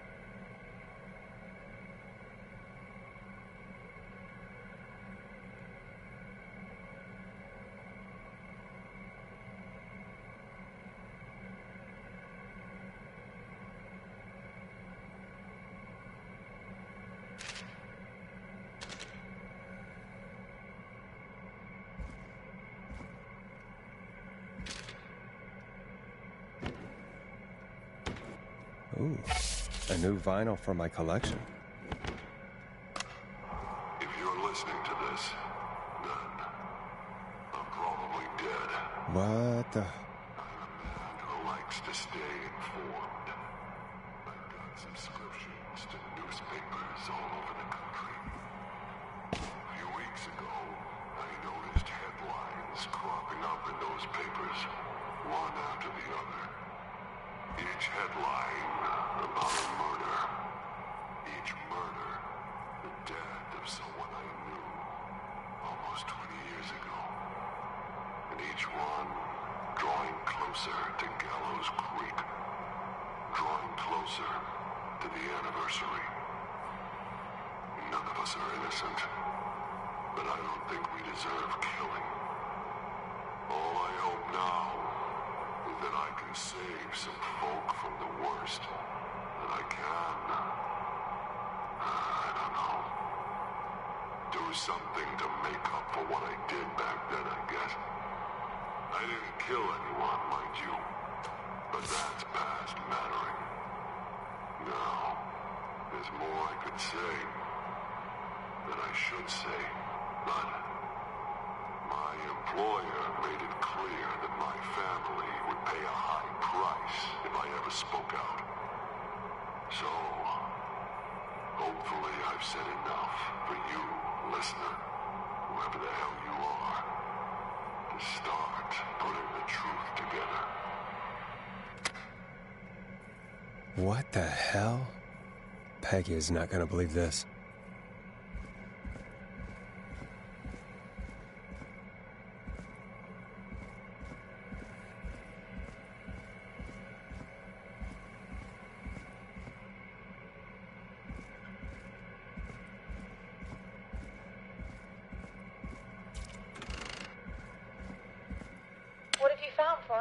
It's an autopsy tape.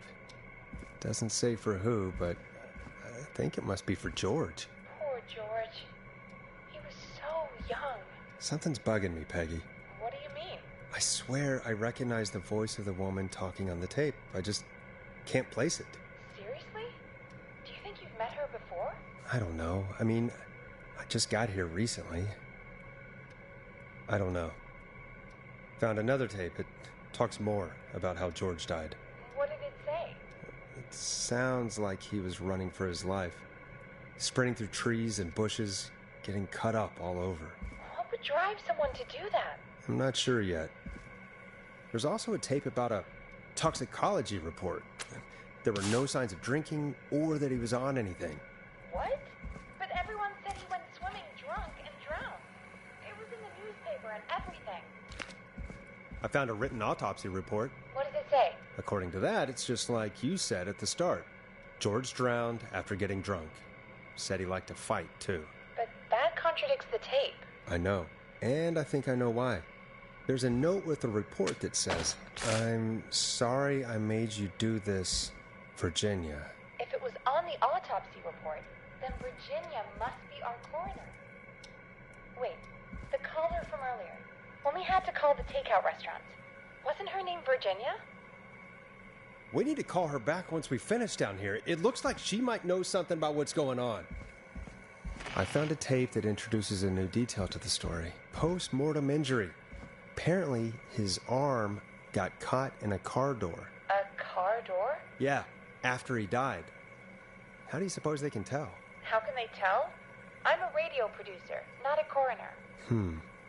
The written report I found doesn't mention it at all. How did his arm get trapped in a car door after he died? Unless he got it when the police collected his body, I guess someone else must have moved him after he was dead to where he was eventually found. But the report, what is going on here? I found a police report. Mentions a friend from earlier, Sandra Sharp. Sandra. The jazz runner? That's right. She found George's body washed up at the reservoir. The reservoir? Yeah? What's strange about that? George got cuts from running through foliage, right? But there's no forest around there. Also, how did it wash up at the reservoir? What do you mean? Reservoirs don't have tides. But that's what the police report said. It's not possible, though. I did a school project on reservoirs and got an A. But, yeah, not important right now. The important thing is that it doesn't make sense. What are you suggesting, then? That the body was originally found somewhere other than what the report suggests? That the sheriff tried to cover it up, but accidentally let something slip? Something like that. I think. Well, Sheriff Matthews wrote the report. If he hadn't been eviscerated, we could have asked him. True. But Sandra is still alive. Once we're done down here, we should give her a call. In another tape, the coroner comes to the same conclusion as I did. George was running from something. Maybe an animal? Maybe, but then there's this next bit, where the coroner thinks he was moved post-death. So she agrees with us. At the end of the tape, someone burst in and demanded Virginia stop recording. I think it was Clive. This is starting to make sense now. This is a conspiracy to cover up what happened to George. I think I found Clive's last recording. I think Clive might be gone. Gone? I found a confession. Not for any killings, but for playing a part in covering up George's death. He left this behind in case he died. He hoped someone would find it. Do you think the Whistling Man already got him? Possibly. We've had a lot of callers tonight, but maybe not every victim made it to the phone, you know? We don't know how many there really are. Christ, Forrest, that's dark. I know, but Clive said he had read about other murders in other towns, and that the murders were all folks who knew about the incident. And the killings were getting closer to Gallows Creek. He said he wanted to do something good for once. The board in his office. He wasn't tracking people down to kill them. He was tracking them down to save them. Ugh, why didn't he just come out with all of this? He said his employer threatened his family if he spoke out about any of it. His employer? The one who orchestrated the cover-up? Oh, Clive. I'm sorry for thinking you'd killed all those people. Do you think you found everything? I think so. Forrest, what's going on here? Someone wanted that boy's death to seem like an accident, and they hired Clive to make it look that way. Come back upstairs when you're ready. We need to figure out our next step.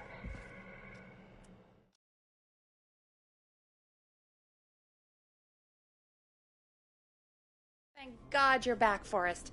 I've been running out of stuff to pad our airtime with. Peggy, you work in radio. Forrest, I'm stressed. I mean, really, how are we supposed to keep a show going with all this happening?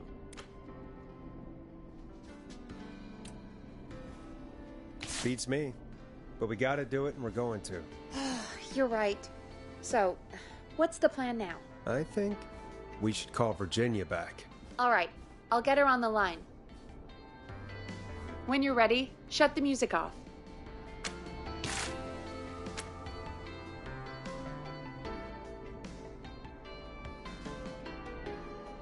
Hello again, Gallows Creek. This is Forrest Nash. We're circling closer to the truth behind tonight's events. To this end, we're calling back one of our earlier callers, Virginia Sullivan.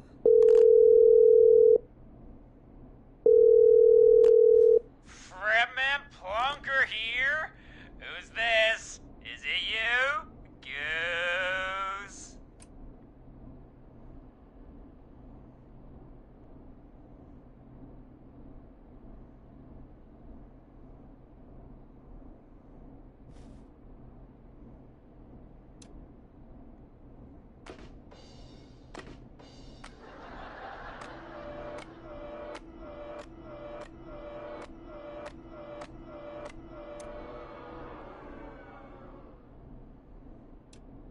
Plunker, hey, it's the Radio Man, Forrest Nash. Radio Man? What's up? Solving mysteries, saving lives.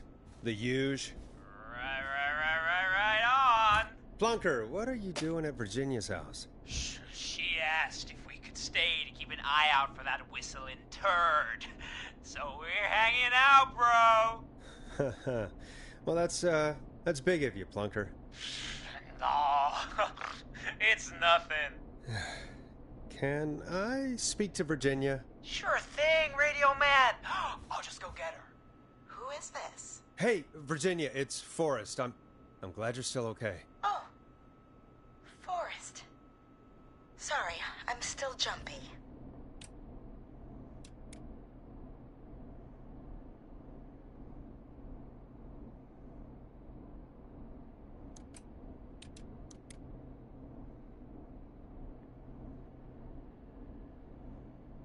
Don't be sorry. You've been through a lot. I'm so sorry this happened to you, Virginia. I thought I was. I thought... Easy. We're not calling to talk about earlier. We're calling because we think you can help us understand why this is happening tonight. Me? What would I know?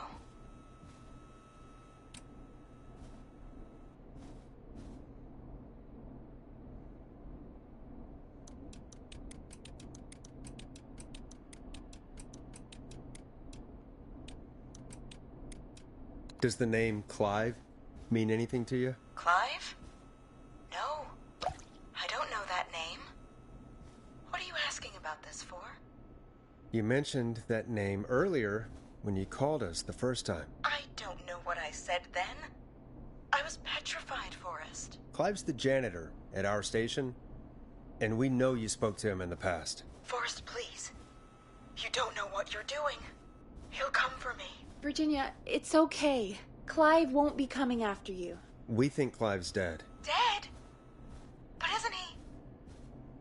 He's the whistling man, Forrest.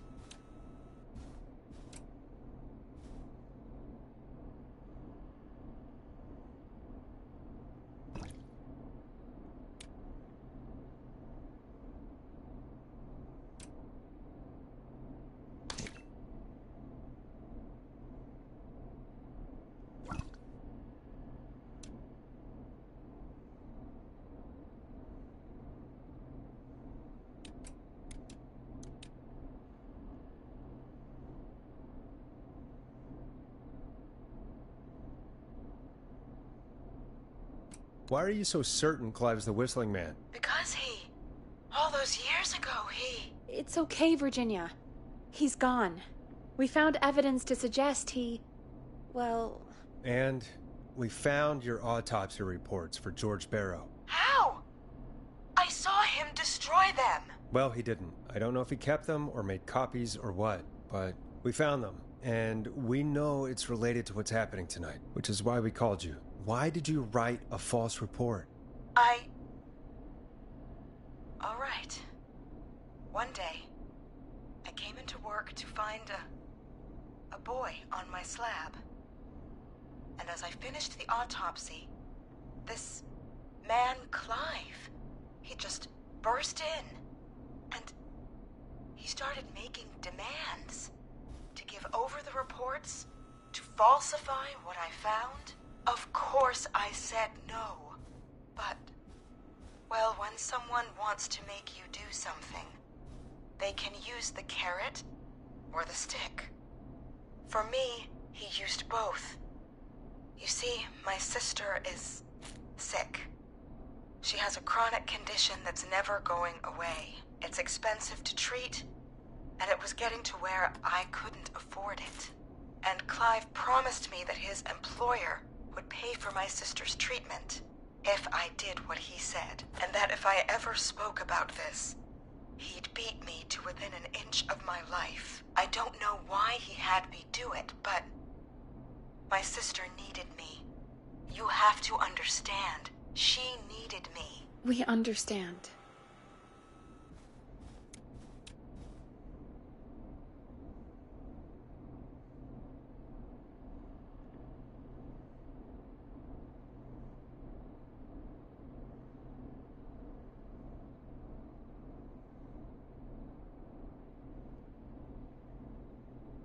Thank you, Virginia.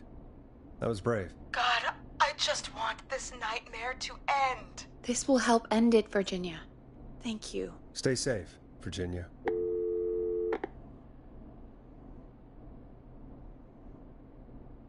So, Virginia's tied up in all of this. Clive threatened her to keep quiet about George's death. But for who? Why cover up these details? Well, we know Sandra was involved in George's death. Do you want to call her? I do. Alright, but before we go asking questions, I think we should know what we want to ask. Is that fair? Yeah, we need to ask her about finding the body. She was the one who discovered it, but something just doesn't add up. 100%. She knows more than she's saying. I wonder what she's hiding. We'll hopefully find out soon. Anyway, just be careful when you're talking to her. Don't push too hard. We don't want her to hang up. I'll be careful. Alright, calling her now. Hopefully she's at her jazz studio. Aha! Forrest, you're through. Hello, this is Sandra at Jazz Pizzazz Jazz Studio. Who is this? Hello again, Sandra! It's Forrest Nash of 189.16, The Scream. And you're live on air.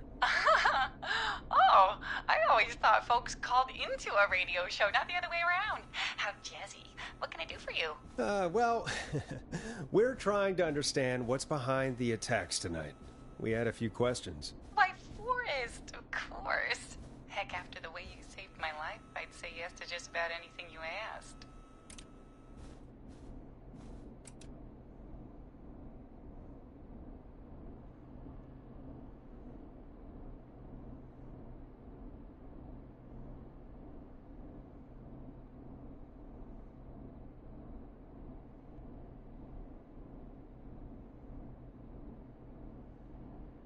Really? Well, that sounds nice. I might just call you back tomorrow then, too. You got my number. But what about tonight? Is there anything you want to talk about right now? Remember why we called, Forrest? Of course. Do you know why the Whistling Man might have targeted you? Ha! As far as I could tell, he was just a knife-wielding psycho with superhuman cardio. He'd have chased after anybody. Right. Well, we think he might be chasing specific people. People who know about the death of a boy named George. Oh, I don't know anything about that. Sorry.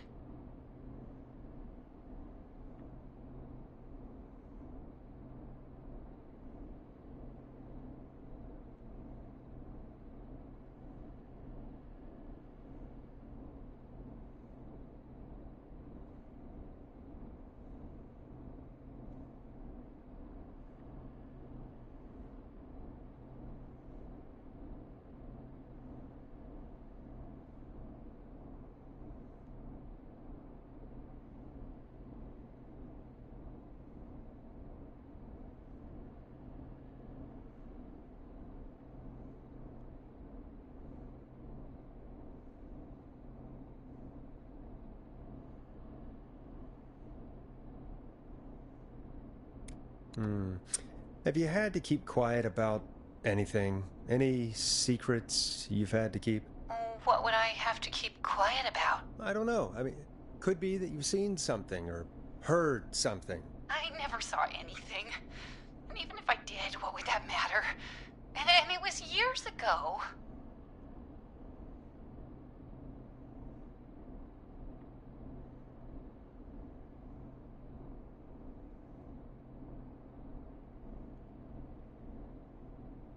Sandra, are you okay? It was years ago.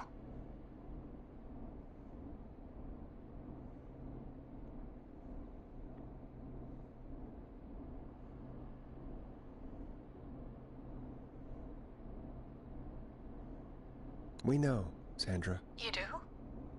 You know about? Yes. Of course. This studio is my life. After I found the body in the river, I couldn't lose my studio. Do you understand?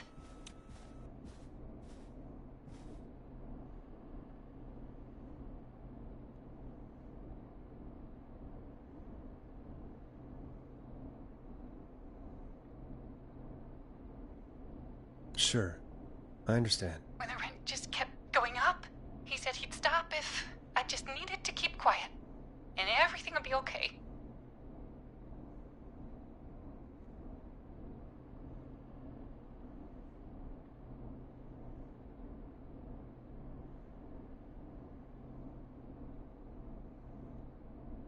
Sandra? Who was he? He said if I told everyone I found the kid in the reservoir instead of the river, I'm sorry. I can't do this.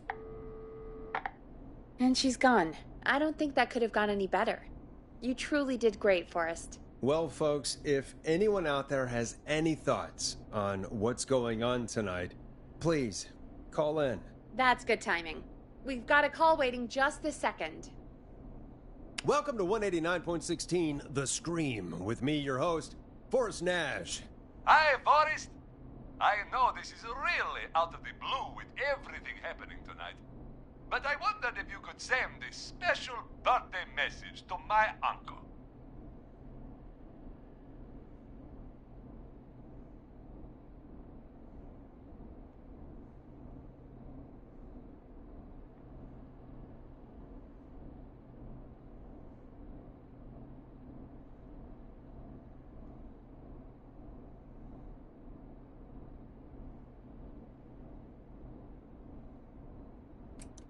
No, I don't wanna. Oh, come on! It's his birthday. I won't have a chance to do it again until next year. May as well, Forrest. Fine. What's his name? Thank you, Forrest. He's my Uncle Ronnie. His first name's Peter, but he never liked his name. But since he always had salt and pepper hair, even as a kid, can you believe it? Folks always called him Pepper.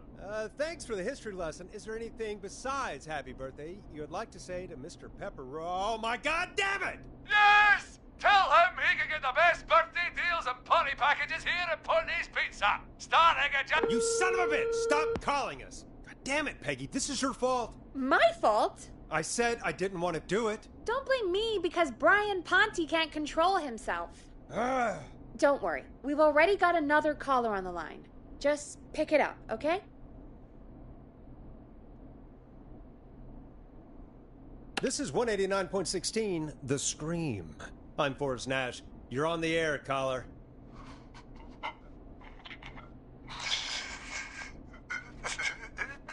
Caller.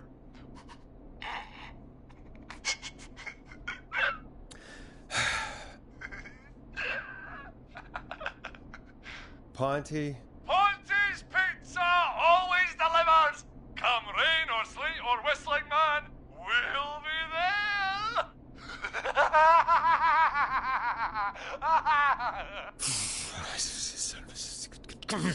Forrest? Forrest? Are you okay?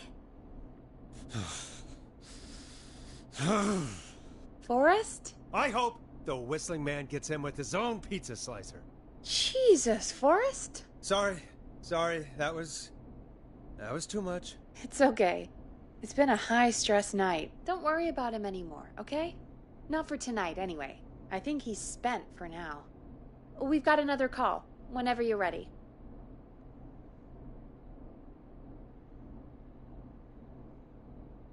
Folks, don't spend your money at Pawnee Pizza. That's all I'm gonna say about that. Moving along, I'd like to welcome another caller to 189.16 The Scream. With me, Forrest Nash. Who, may I say, is calling? Well, hello again, Forrest. Dawn. I bet I know why you're calling. I'm sorry I didn't play your song. There's a lot going on. But please? Never mind that now. First, I'm calling because I need your help.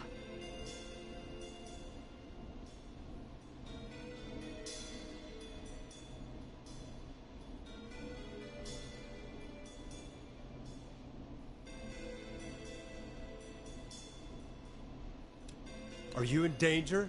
I sure am. Do you mean... Yes, he's after me now. you? I think so. He must have heard me on the radio helping you.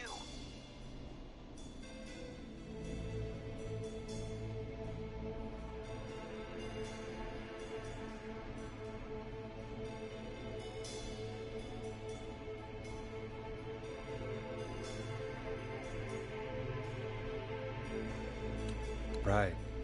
Okay.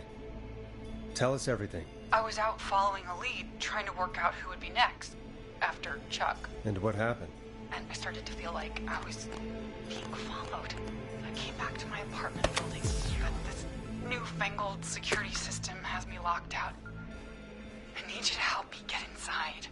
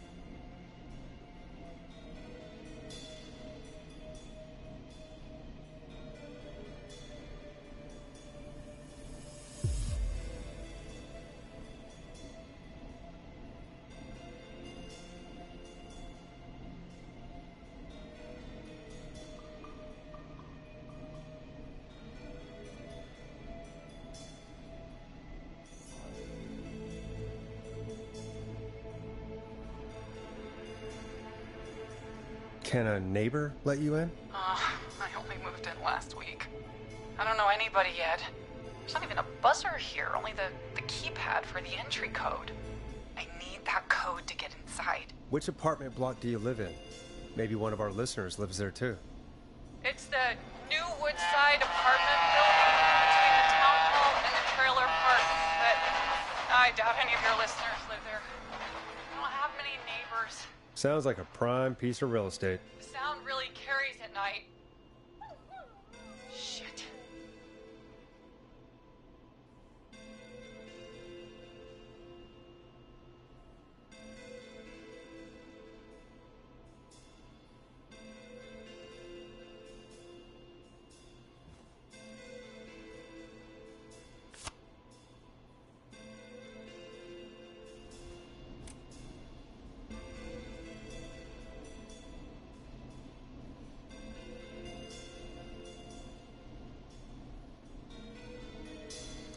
Is that a neighbor's dog? Yes, it is. Boy, I wish he'd muzzle that thing and... Oh. And now he's blasting David Scopo out of his window. This night can't get any... The Whistling Man. He's coming down the street. I don't think he's seen me yet. Forrest, please. I need your help. I need the code for that security system, or I'm gonna die.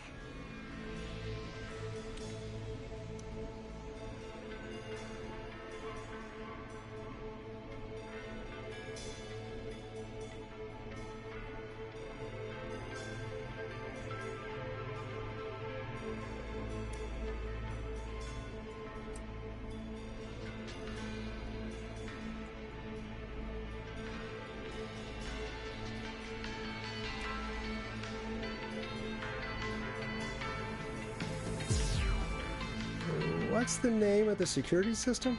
There's a sticker on the box. It says Starling Security 4000. There's a keypad, and it looks like it wants a 6-digit number.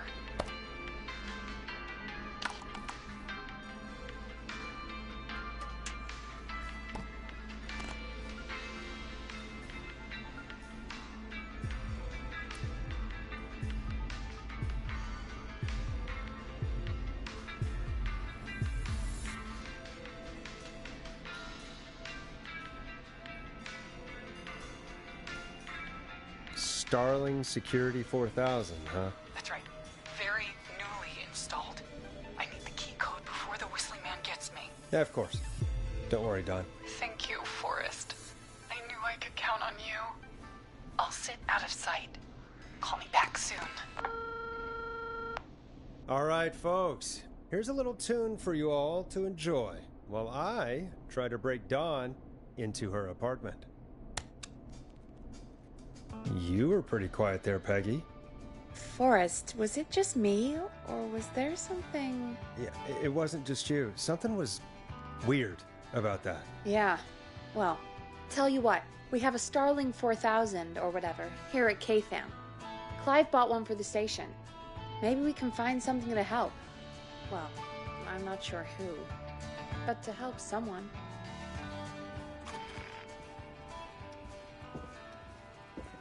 Okay, so she's locked out of the Woodside Apartments, and somewhere, Clive probably has the papers for the Starling 4000.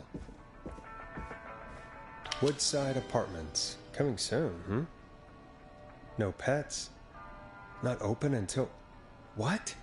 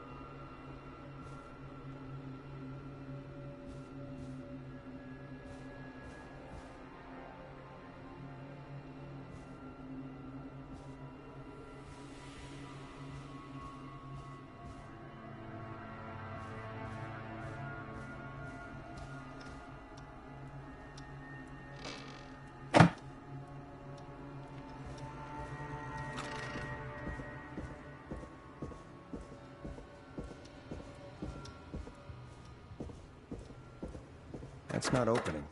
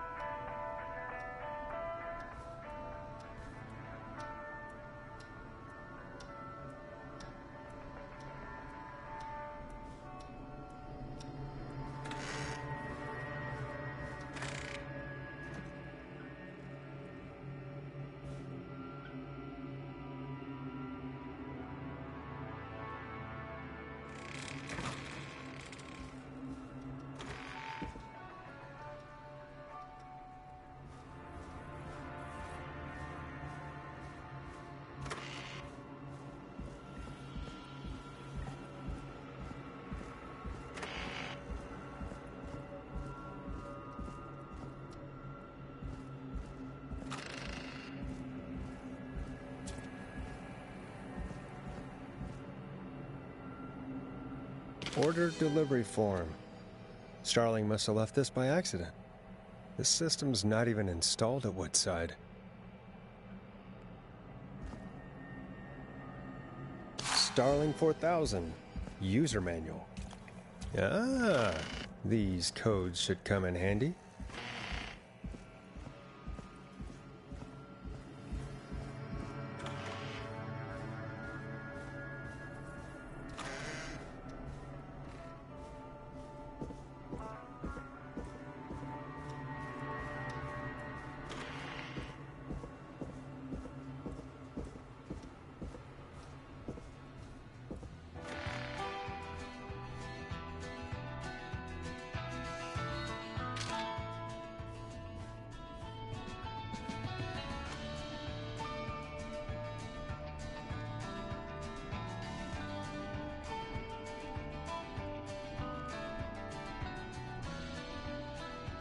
Welcome back, Forrest.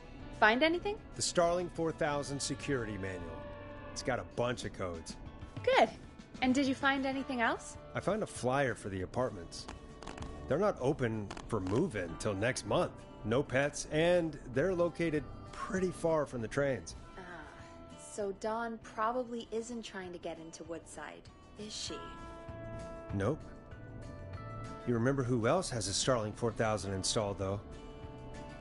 Oh my god. Roller Ricky! Do you think we should give him a call? Is that crazy? I don't know what you'd say, but...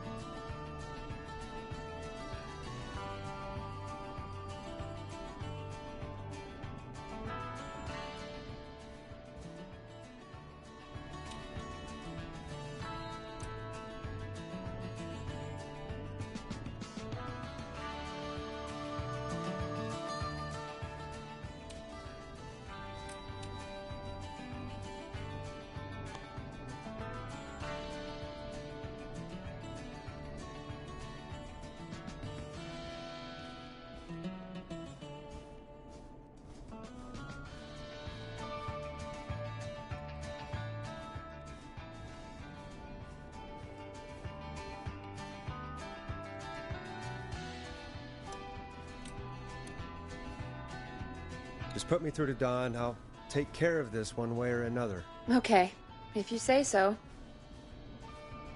When you're ready, shut the music off. Line 1, whenever you're ready. Don, are you there? This is Forrest Nash from 189.16, The Scream. Oh, thank God you're back. I was so afraid. What's the code to the gate?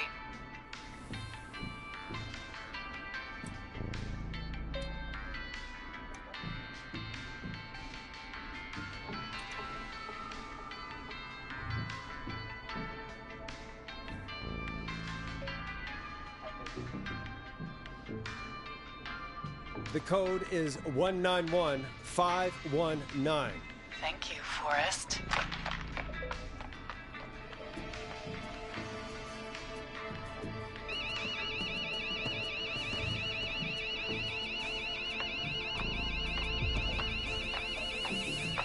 Son of a bitch. Ah!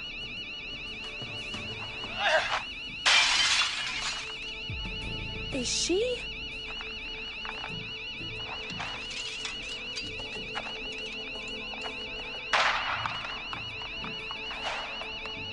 Yeah, stay out! Nobody disrespects the sanctity of the ring! Don't ever come back here again! I'm calling the cops! Thank God. Hello? Is someone there? Ricky, get back inside and turn on the radio. Whoever that was, she was trying to break into the ring. She? Forrest, man, you got no idea. That was him! That was the whistling man! The alarm gave me just enough time to get my rifle. I don't like hurting folk, but I can't let anything happen to Maxie. He's my best friend, you know? Listen, man, I'm heading back inside. Gonna barricade that window. My man, thank you. You and Peggy can skate for free, whenever you want, forever. That's a done deal. Thanks, Ricky. Can't wait. You got it. Talk to you soon. Okay, Gallows Creek, here's some music while we process what just happened.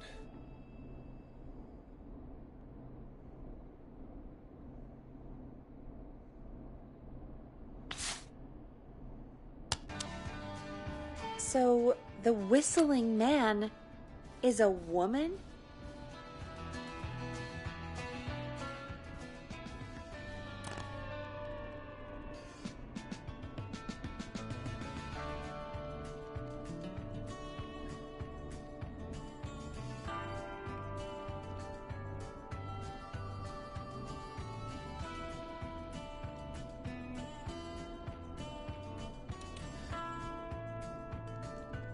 Yeah, I worked it out a while ago. Yeah, sure, Forrest. You just never mentioned it.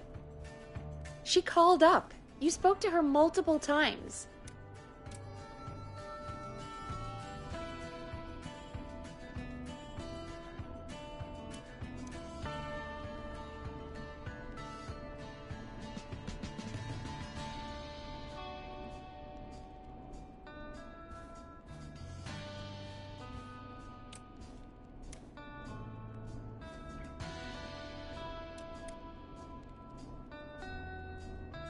I thought she was just regular Gallows Creek Strange. Really, Forrest? Why do you think she requested that song?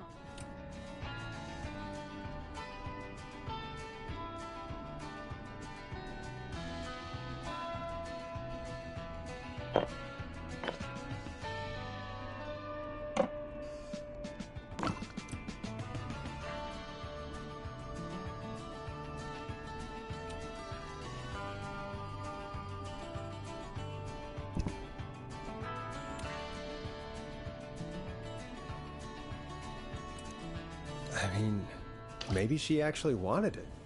Could be her favorite killing song. Ugh, that's awful.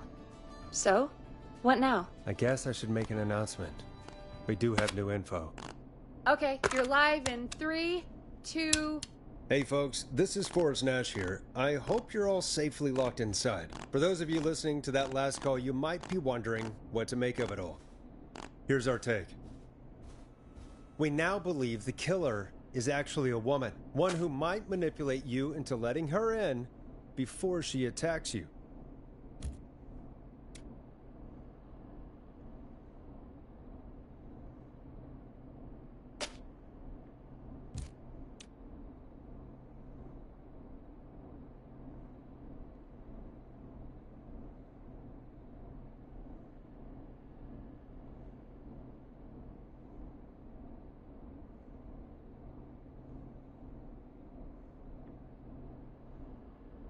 We're neighbors. Look out for each other and stay safe. The killer was calling themselves Dawn.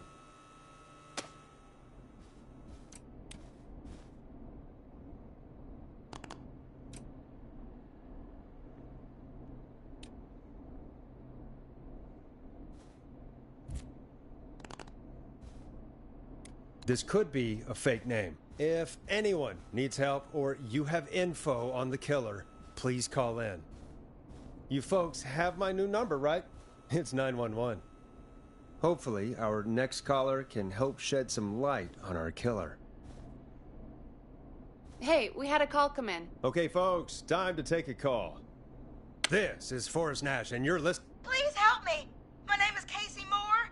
I'm at 25 Nancy Drive. My best friend's been stabbed. He's bleeding everywhere. I don't know what to do. Please help me.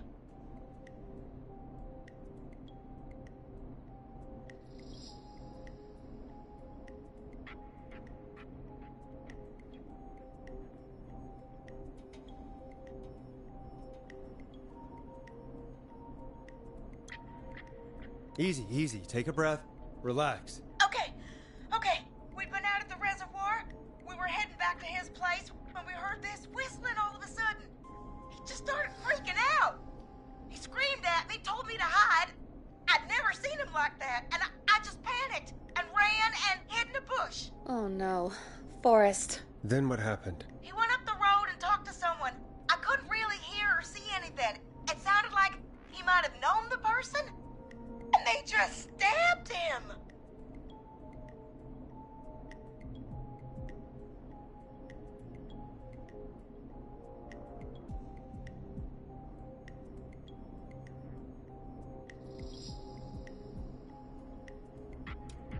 Casey, was he talking to a woman? I don't know. They had a mask and wore all black. That's all I know. Please, we need help here. I'll get you help, but I need to know. Where did the masked person go? They left him to bleed out. I waited until they were gone, then dragged him into the garage and called 911. Wait, why didn't she make sure he was dead? I don't know. I think I heard them say something like, "It's not so funny now, is it?" before they left, but please, he needs to get to the hospital. I can't drive, so we need an ambulance. Forrest, the ambulance was destroyed in the explosion at the gas station. You should get all the info you can.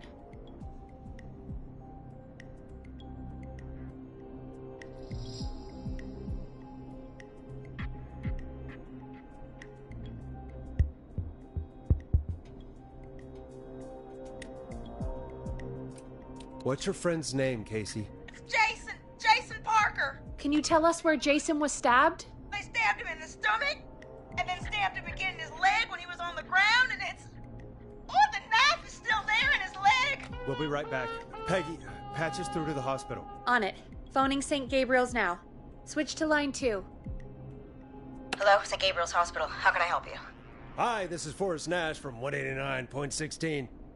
We have a stab victim at 25 Nancy Drive named Jason Parker. He's been stabbed in the stomach and the leg. He's bleeding heavily. Oh, God, I'm sorry. But the ambulance is... well, you know. I know, but please, we need something, or he's going to die. Forrest, listen, you're going to have to get him here. We need to see him, and we can't get there ourselves right now. We don't have any way to drive him right now. And even if we did, he's bleeding out fast. All right, listen. We need to buy him time to get here. That means stopping the blood first, and then finding someone to stabilize him. To stabilize him, you really need someone with first aid training. Do either of you have any? No. Me neither. Damn it. I'm really sorry about this, but I have other patients who can't wait. All I can do is talk you through the procedure as quick as I can, and then leave the rest to you. You think you can handle that?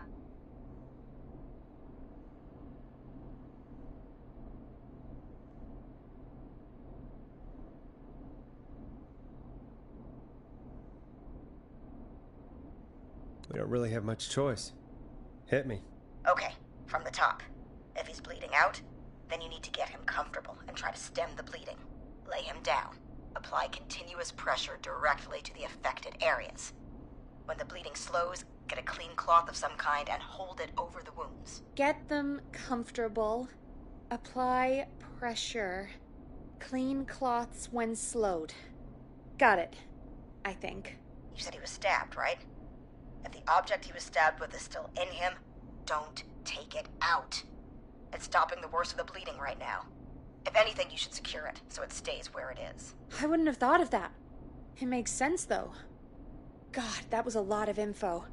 But I think we can handle this. Glad you got it so far, because there's more to go.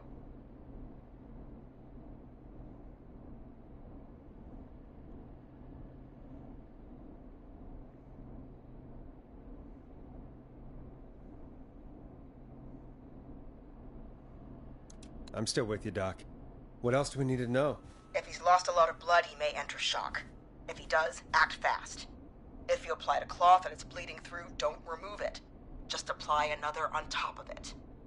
If it's safe, elevate his legs to get blood circulating to his vital organs. Try to keep him warm. Get him to rest and reassure him. We need the patient to stay calm. All right, don't replace bandages, elevate his legs, keep him warm and calm.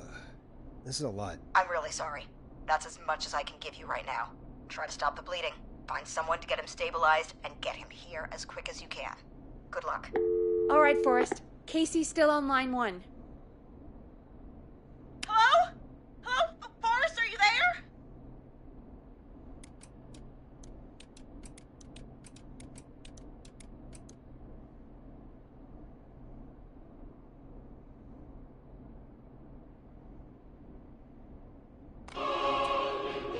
I'm here.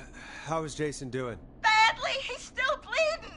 I need help. I've been putting pressure on his stomach wound since you left, but he's still bleeding. I don't know what to do. That's good, Casey. The nurse said to do that. What about the knife in his leg? It's gotta be hell. Should I pull it out?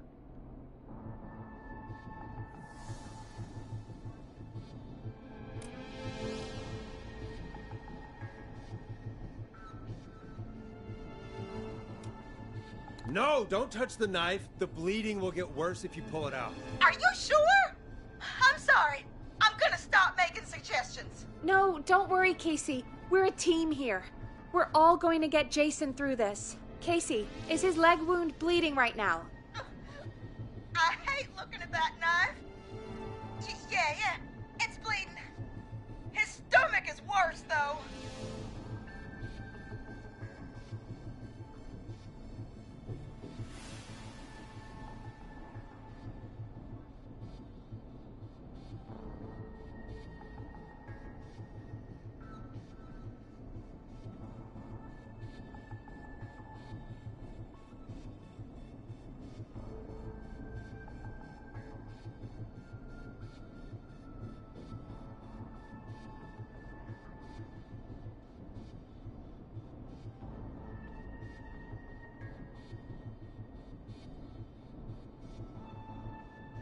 I think we need to secure the knife so it doesn't move around. Do you have anything you can tie around it? Yeah. There's some laundry piled up on top of the dryer, some cloths on the hood of the car, and what else? I guess I've got my jacket.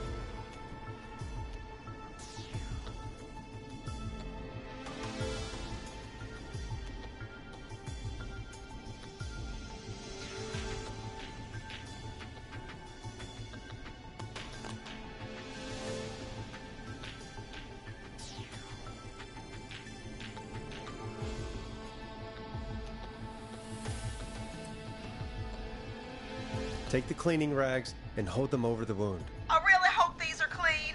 Here we go. I'm sorry, Jason. It's secure. I'm putting pressure on his stomach again. I'm starting to think we might make it. Forrest, can I have a word?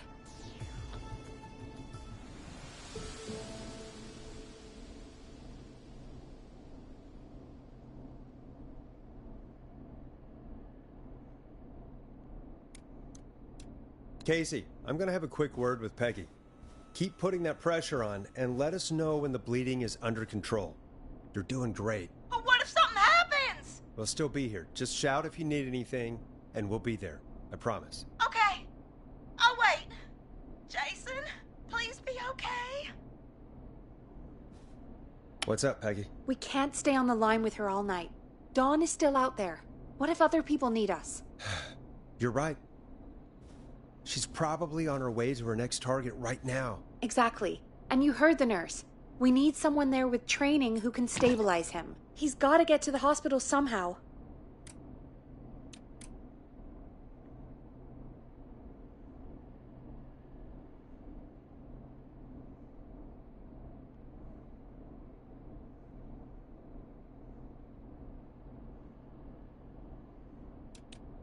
Could somebody nearby help them? Maybe drive them to the hospital? You know, that's exactly what I was wondering. Do you have anybody in mind? I might. A little before you started working here, KFAM did a mandatory first aid training course. Me and Karen missed it because we were away on a producer getaway. You skipped it, didn't you? Never mind. So, how does KFAM's first aid course help us? Casey said they're at 25 Nancy Drive, right? Yeah? Why? They put up a bunch of cheap houses around there about 10 years ago. So a bunch of people here at the station live around there. Do you think any of them could help Casey and Jason? Probably, but I don't know who lives there. And since I missed the training day, I don't know who knows first aid. Could you call them and ask? I don't know everybody's numbers. I've only ever called Karen. Everybody's personnel info is probably in Reggie's office. Got it. I'll look through their files in Reggie's office. It's a life or death situation. I'm sure they won't mind. Right. But there are a couple of problems with that.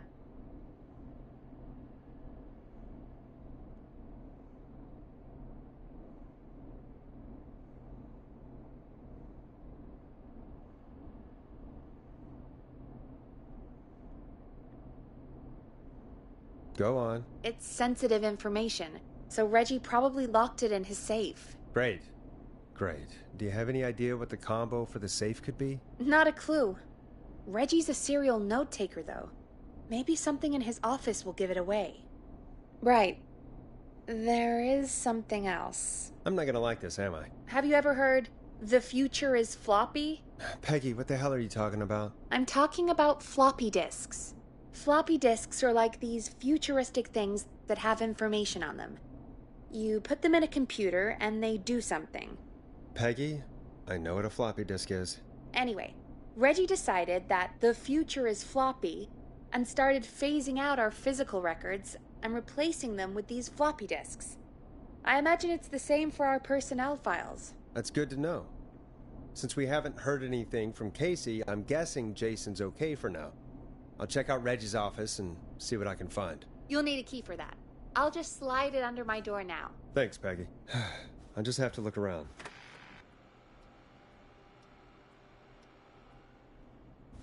Good. I'll patch my mic down to the office so you'll hear me over the intercom.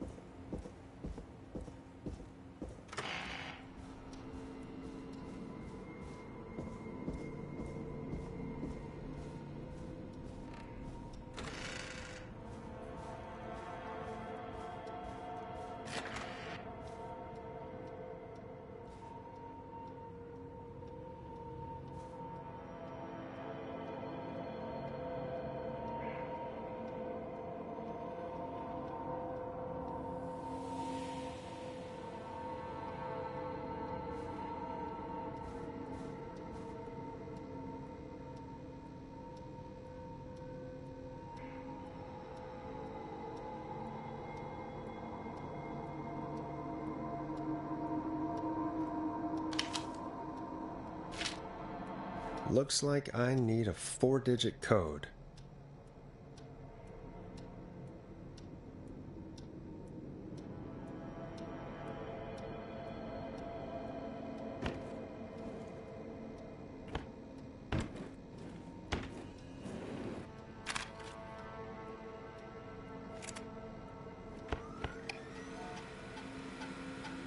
Could this be it?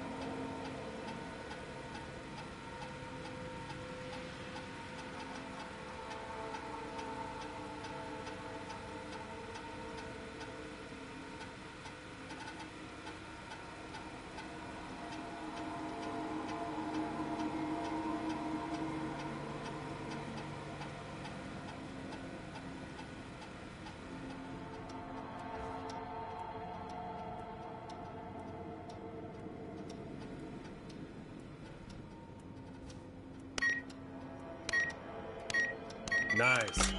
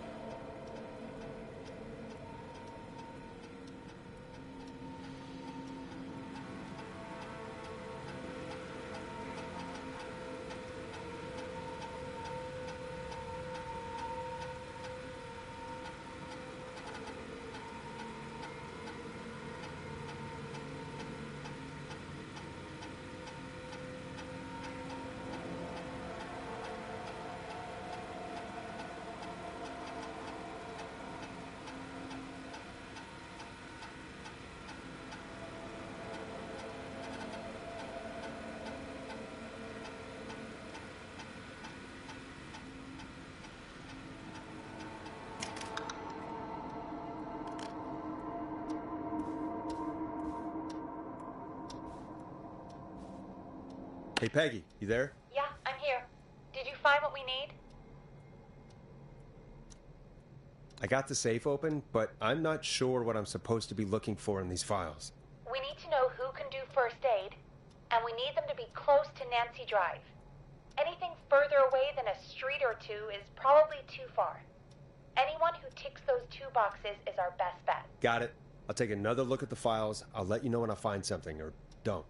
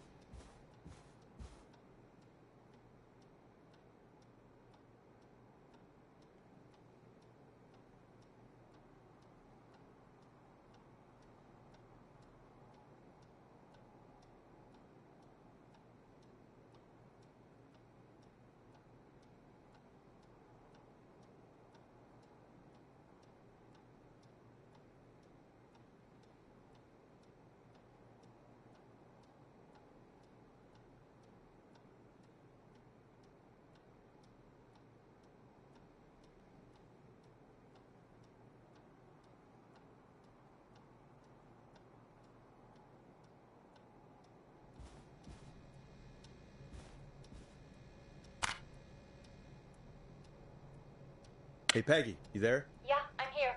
Did you find what we need?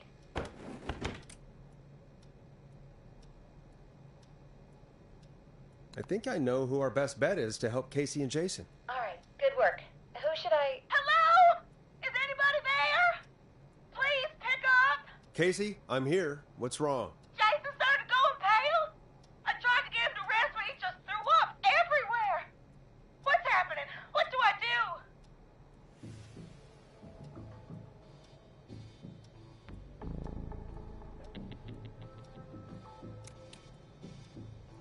God, it sounds like he's going into shock. Casey, just stay calm. It's going to be okay. But the bleeding seemed to slow down.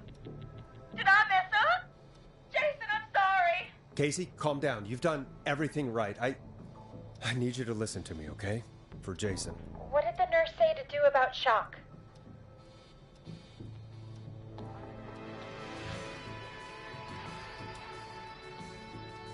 Casey, I need you to elevate Jason's legs. We need to get the blood flowing to his vital organs. Got it. Jason, stay with me. I'm just gonna move you. This might hurt. Okay. I propped his legs up on some boxes. I'm looking at my notes. We need to get Jason as warm and comfortable as possible. Do you have anything you could use nearby, Casey? Yeah. I still have some laundry next to me. I'll wrap him in some blankets. Just give me a second. Sorry. Jason's bleeding through his bandages. Should I get him new ones? Or... Oh, God.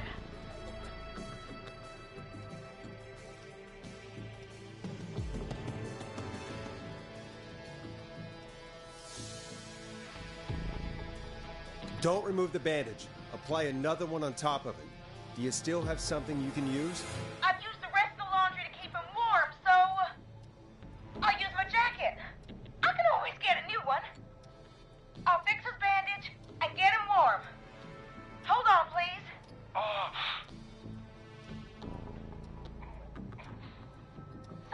Sorry. I'm done. You're gonna be okay, Jason. Just relax now, okay? Sorry. I'm scared. He's not doing well. Is he gonna...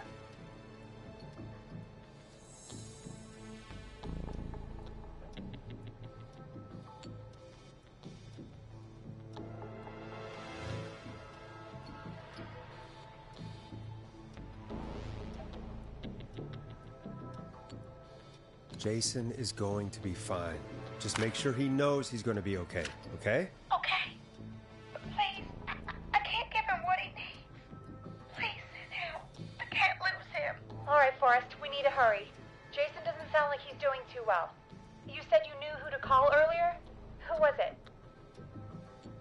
We need to call John Hedges. He lives on Nancy Drive. He didn't really participate in the first aid training, but he's a former war medic. He's probably the most trained person we have. Really? I never really spoke to him before. Oh, war medic, huh? Yeah, and according to Reggie's notes, John keeps all of his old equipment at his house. He's something of a hoarder. All right. What's his number? 542-0735. Calling now. Let's hope he picks... Who the hell is this calling me?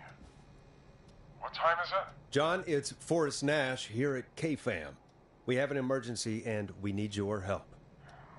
Forrest, if this is a work emergency, then it can wait until the goddamn morning. Just leave me a note like everybody else.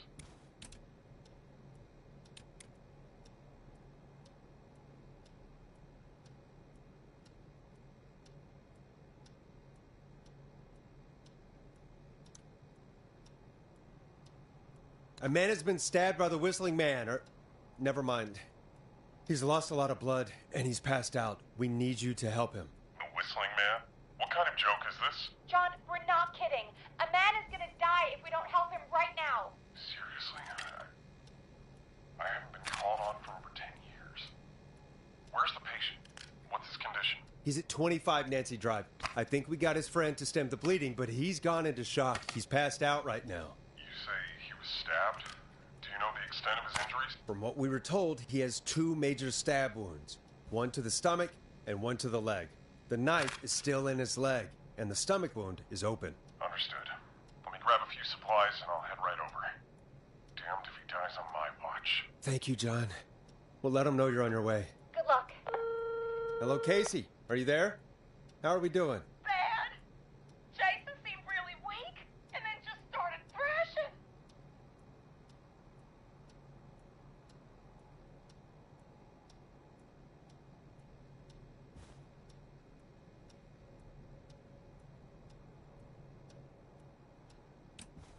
What about now? Is he still thrashing? He's passed out.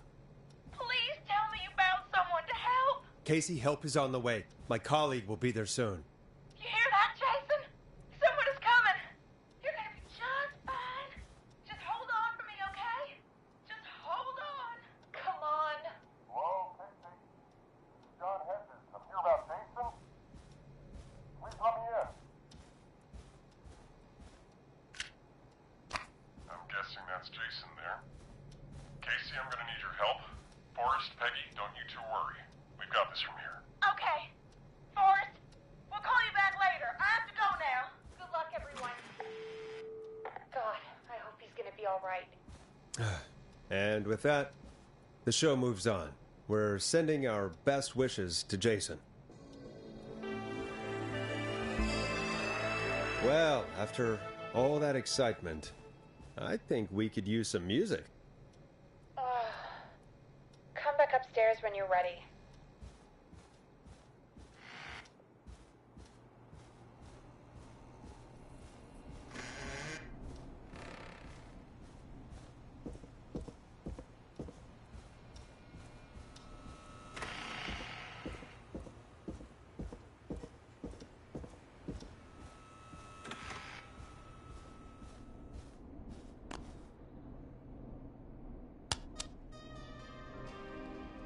Coming up for your listening pleasure, it's Caged Tiger with their single, One Last Goodbye.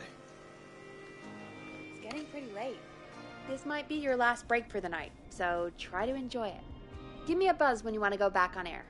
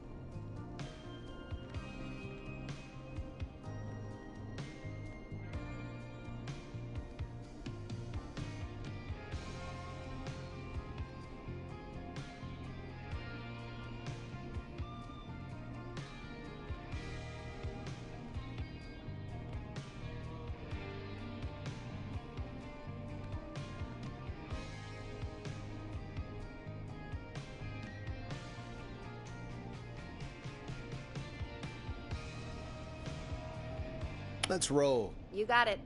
We've got another call coming through, too. Okay, Forrest, shut the music off. Welcome back to 189.16, The Scream. I believe we have another caller on the line. How are you tonight, caller? Forrest, it's me, Roller Ricky. Oh, and Maxie's here too.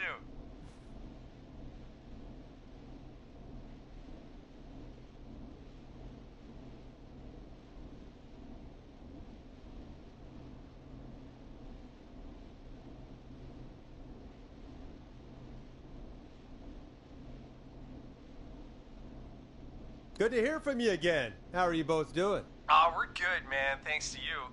You're like our guardian angel. That wouldn't be a bad look for you, Forrest. A little White Wing Halo number? Maybe something for the K-Fam Halloween party. All right, everyone, let's calm down. Ricky, I'm just glad we could help you and Maxie. Is there anything else we can help you with, Ricky? Actually, I think I have some info that might help you.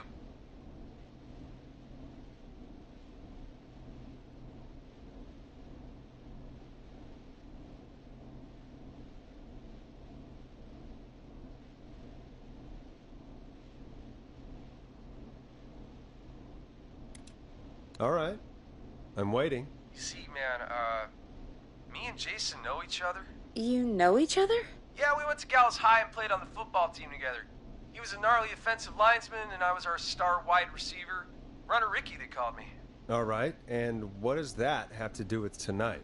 Well, because George, the guy who drowned, he was on our team too.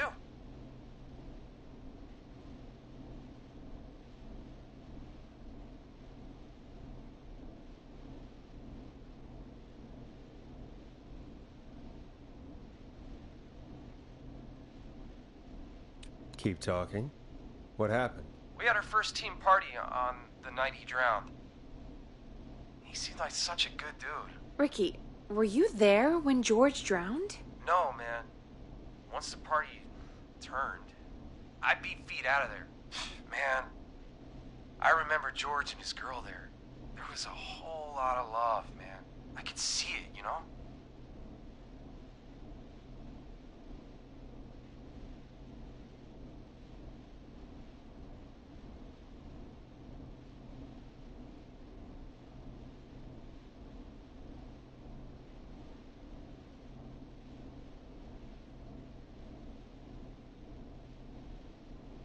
Ricky, please. What was her name? I never got her name, man. He just called her Bean. I didn't really know her before or see her after that. Then what did she look like? Please, tell us anything you remember. I just remember a pretty girl, man. I'm sorry. Ricky, you said the party didn't last long. What happened? We were just having a good time, and then the next thing I knew, everyone was running for their life.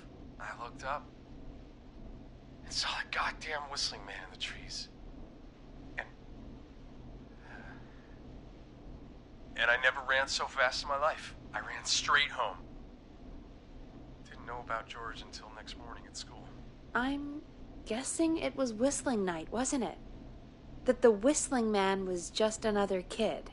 Yeah.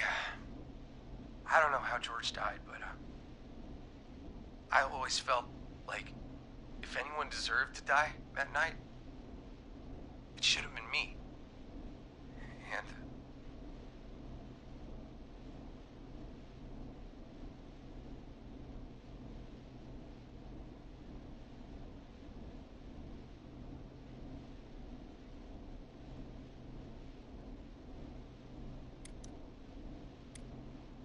Ricky, it wasn't your fault. You're not a bad person. I know that now, man. It took a long time to learn, but yeah, just thought I'd tell you all what I know. Thank you, Ricky. This helps. Thank you. You got it, man. Anyway, I think it's time for me and Maxie to free up your phone lines. Thanks for listening, man. I'll let you to it. Night, Ricky. All right, folks. Looks like we got a new lead in the case. If anyone has any info about this mysterious bean, please call in. If she was George's girlfriend back then, she's probably in her mid to late 30s now. Huh. Oh, we have another call coming in, but hang on. What's up, Peggy?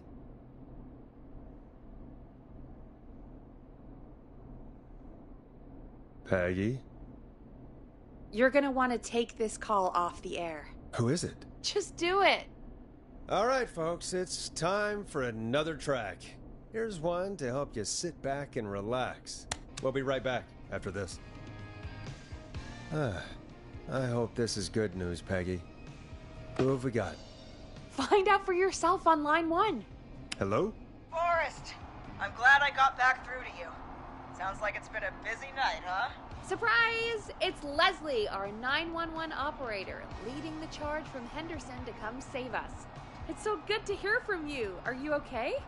We're doing okay. Sarah and I are both happy to be headed back home. We're happy to have you too. Wait, Sarah?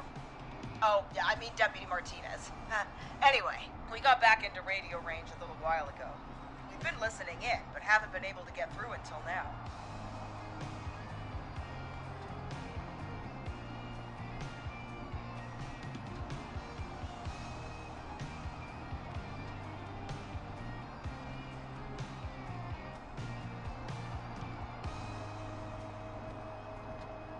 It's been non-stop since you left. Please tell us you're bringing help.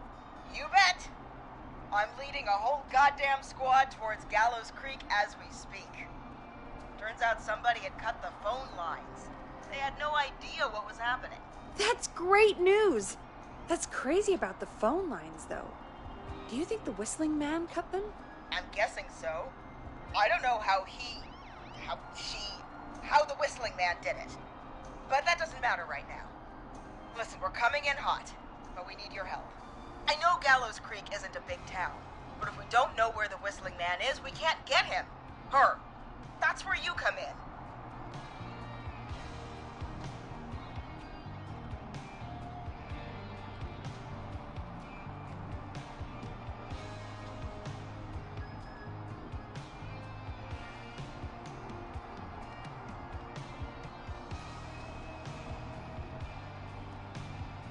Gallows Creek is too big. Come on, Leslie, can't you just, I don't know, secure the town? It's not that easy to secure a whole town, no matter how small, Forrest. Now listen, it might be a long shot, but here goes. The Whistling Man already called up a few times. I bet she calls again. We're still a little ways out of town, so if she calls, stall her. Buy as much time as you can for us to get in. And while you're talking to her, try to figure out where she is. We'll be listening in, so once her location is known, we'll head straight there and end this nightmare.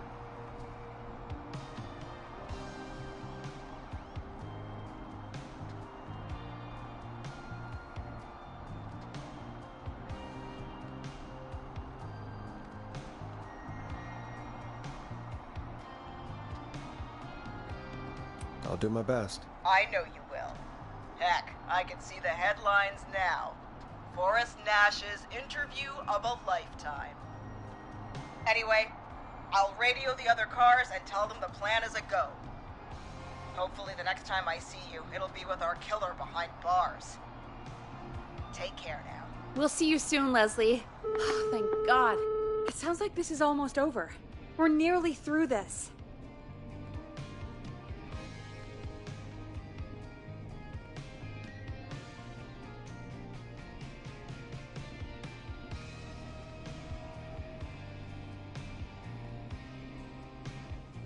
It's nice to think, Peggy, but I don't reckon Dawn is gonna give up without a fight. She probably won't give up without a fight, no. But neither will we. Now, let's get you back into the arena, champ. Time to turn the music off. Bringing you back live now. Welcome back to The Scream with me, Forrest Nash. The line is lit up, but before I get to our next caller, I just want to say, things are looking up. It's almost over. But for now, let's bring in our next caller. Evening, caller. This is Forrest Nash. Hello, Forrest. This is John Hedges. I'm here with Casey, I wanted to give you an update on Jason. John, is he gonna be okay? He's a fighter. He'll be fine. We've got him stabilized and resting in a bed. We're preparing to move him to the hospital. Thank you so much. If you hadn't been there, then... God, I don't even want to think about what would have happened. Of course, Casey. We're just happy he's okay. John, Casey, you two did all the work. Tell Jason to get well soon from us, whenever he's up for it. Well, why don't you tell him yourself? Is this Forrest?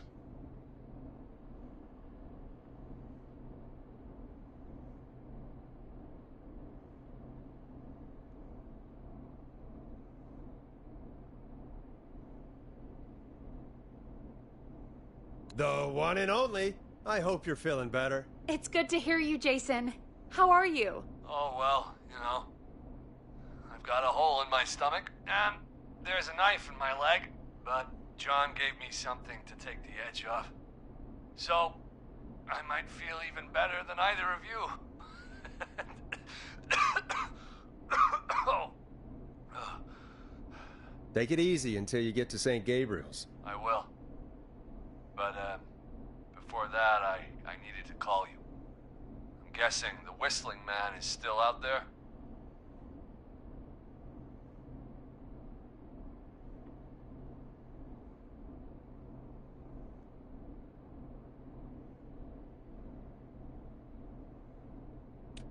Yep. As far as we know, anyway. I was worried you'd say that. God damn it. Actually, I'm glad you called. I wanted to talk to you about what happened earlier. Go for it. We spoke to Roller Ricky not long after you were attacked. You spoke to Ricky? Is he alright? He is now. I mean, he was attacked earlier, but this call came after. Hey, guys, I'm really sorry, but there's a call on the other line. I just need to make sure we don't have another situation brewing. You fill Jason in on what happened. I'll be right back. Sure, Peggy. Sorry, Jason, where was I? Ah, yep. Ricky's fine. You don't need to worry about him. That's a relief. He told us about George. Sounds like everything's finally coming out now. It's been tough to hold it all in. Sounds like you've been holding back about something awful, Jason. I'm part of the reason my best friend is dead, Forrest. And the few who knew about it said if I ever said anything, I'd find myself in jail. For a long time. It was hell. And then the town just moved on. Like he'd never existed.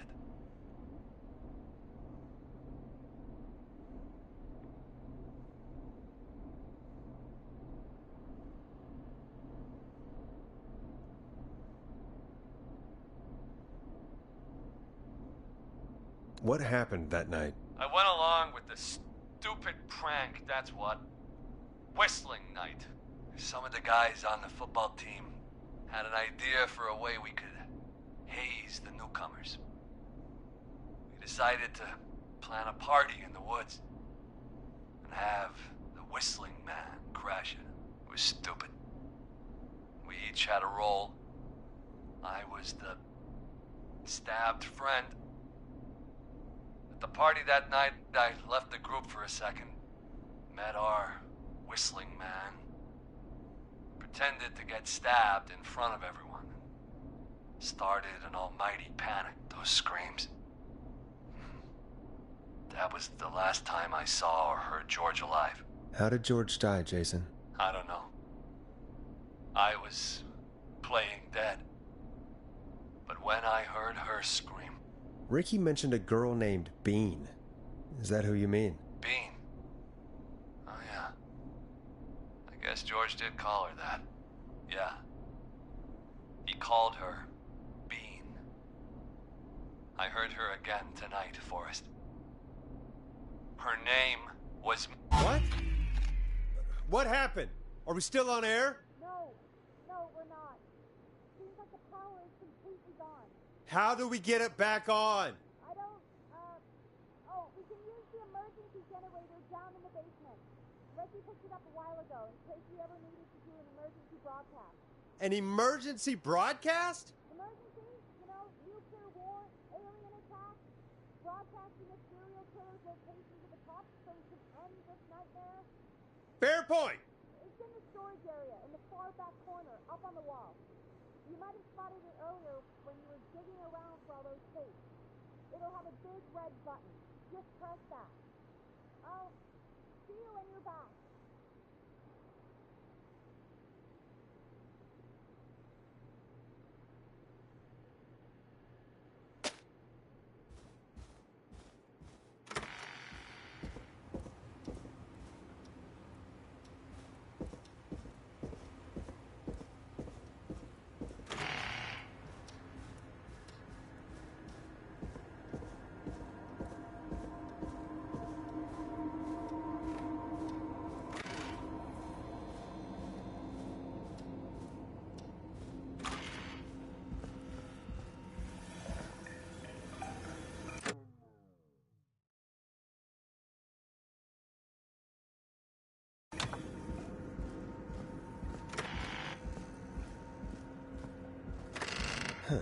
Far back corner. Why is this station so big?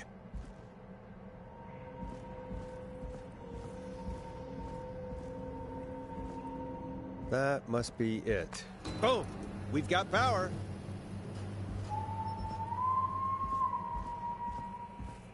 The Whistling Man. I need to warn Peggy.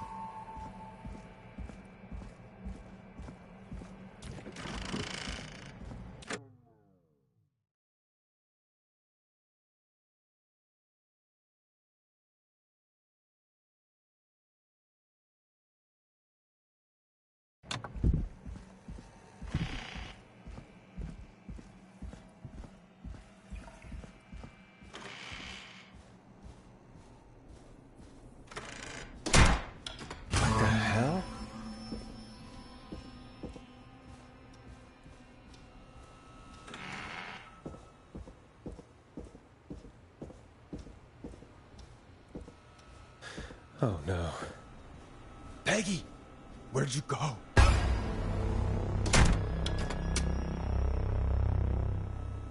No way. This can't be happening.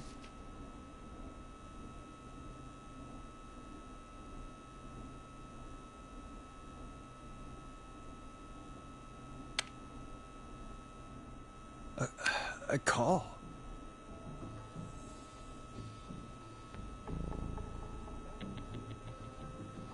Where's Peggy, Don? Have some patience, Forrest. It's almost the end of the night. Almost the end of the show. But it's not over just yet. Got a little time still. So let's make the most of it.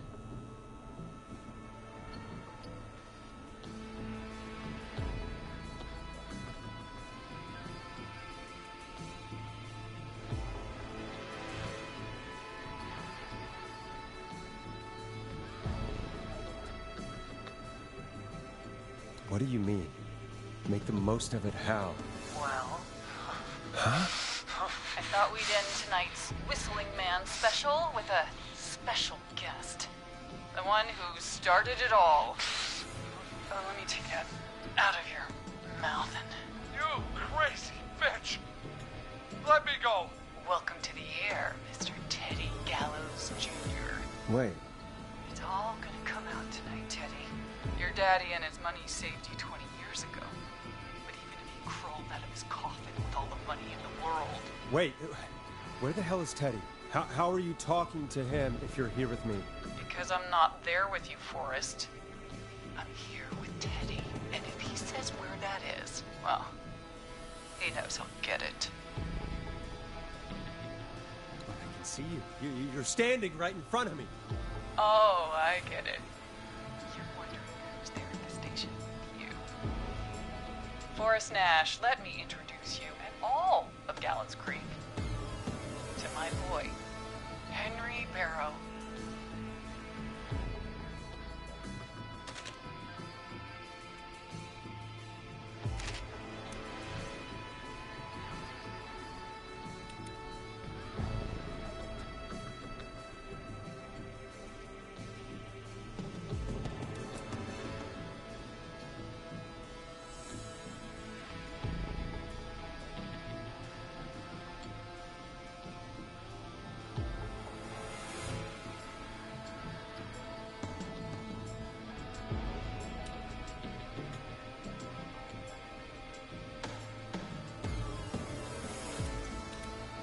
son?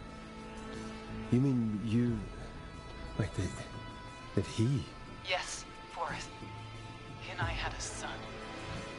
So there were 2 whistling men tonight. Of course! That explains how you were always able to get around town so quickly. Hang on. Did you say Barrow? Then are you? Let me just get this mask off.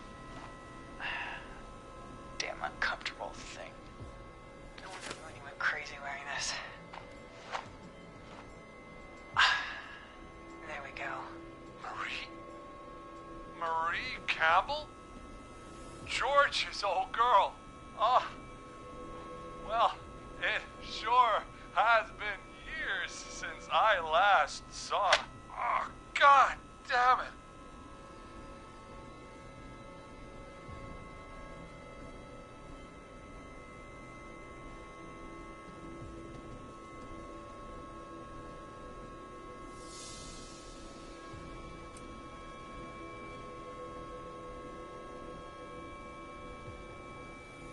I'd be quiet if I were you, Teddy. But I'd listen to Forrest. Everyone's gonna know now what Teddy did. He killed George that night. This night. 20 years ago. Listen to me. You... You're gonna talk when I talk to you. And not a moment before. Meanwhile, Forrest, I'm gonna give you the chance to talk. You're gonna help me reveal what really happened to George all those years ago.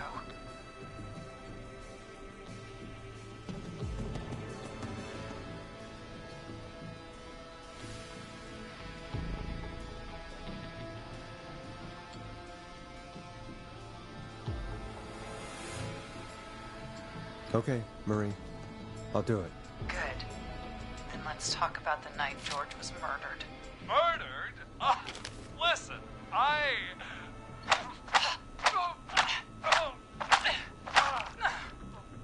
said you speak when you're spoken to. Now, I know you've done some good work tonight in piecing together what happened to George 20 years ago, and that's why I want you to interview us.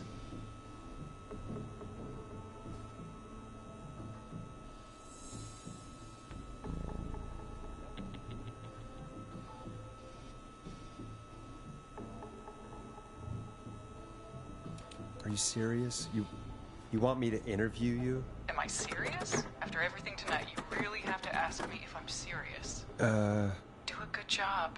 And hell, you might be the only one to leave here alive.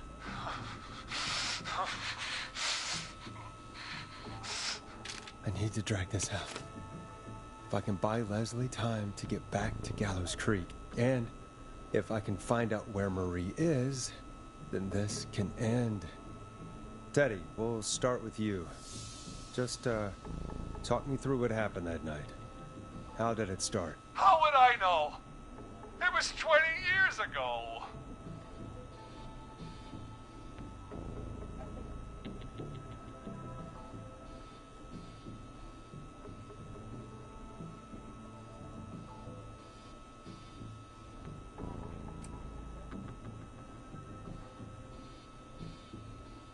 Teddy, be honest with me or we're both going to die.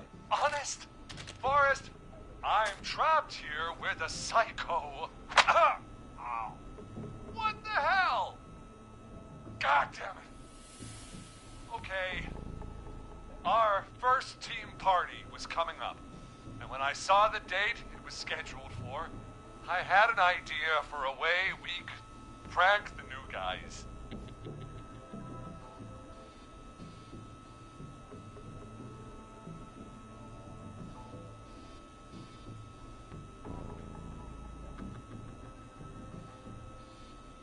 I understand that kids in Gallows Creek know tonight as Whistling Night.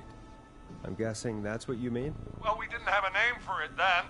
It was just the night that Mooney went missing. But Whistling Night is what they'd call it later. Wait. You mean this was the first Whistling Night? Keep talking, Teddy. We went up near Whistling Point. God, who was there? Me, Jason, and George, of course. But George didn't come alone.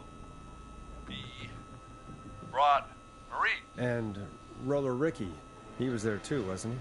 Yes, Ricky was there too. Runner Ricky, our wide receiver. I helped him off the bottle, you know. Because I'm a decent man. Is that so? Yes, it is. He came apart one day. Some people do. He had some issues. Wasn't stable. I didn't want him to hurt his chances in life. So, I helped him keep himself together. You were afraid he would talk about that night, weren't you? Keep talking. About midway through the night, we put the prank into action. I looked up at the trees and saw Jason there, bloody, like he'd just been stabbed. And the whistling man, screaming. George and I and Ricky, we got left behind. But Ricky was in on it too. I know he was. He and Teddy were as close as anybody. Teddy must have told him the plan.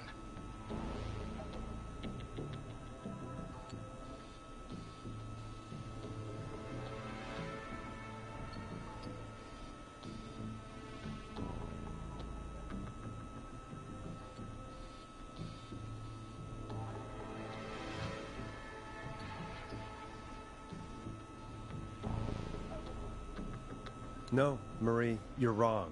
Ricky didn't know. What? Did you miss that part of the broadcast? I spoke to him earlier. He had no idea what was happening. He said he was as terrified as anybody. Isn't that right, Teddy? You didn't tell him, did you? Ricky never could keep his mouth shut. If we told him, he would have given everything away. But well, it doesn't matter. He didn't run his mouth enough to tell anybody about it afterwards. He's still guilty. It was just a stupid prank.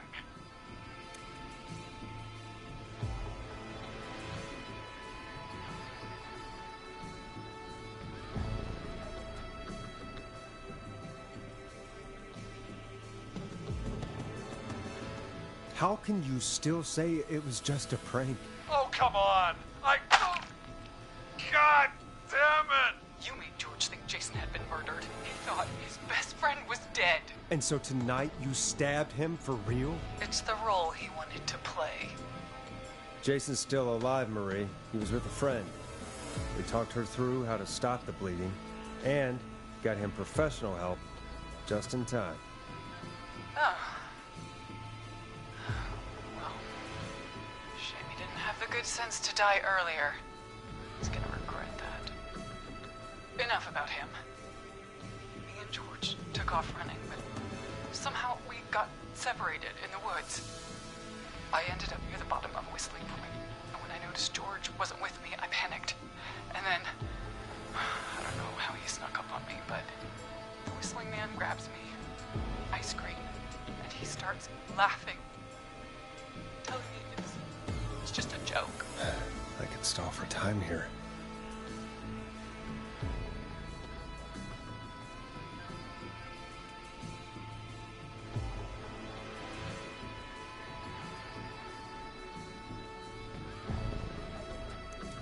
How did you feel in that moment? I felt like nothing was real. I felt small and confused and...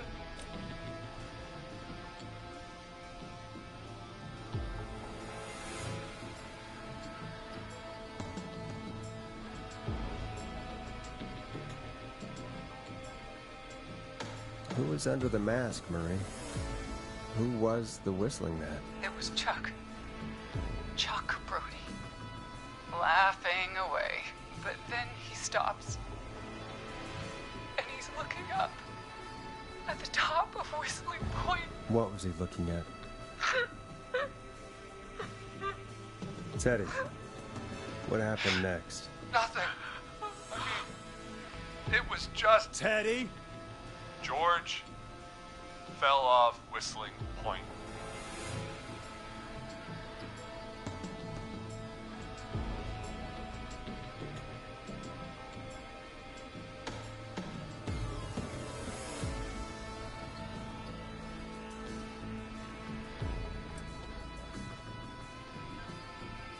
How do you know what happened?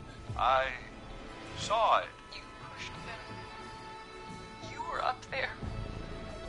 You were dressed as the Whistling Man, too, and... I didn't push him, God damn it! I just chased him up there, and he kept backing up. When I saw he was about to go over, I reached out. That's what you saw. You liar. It's not my fault. He didn't know it was a joke. If he'd had any brains, he would have realized. You bitch. No one's going to believe this. After all you did.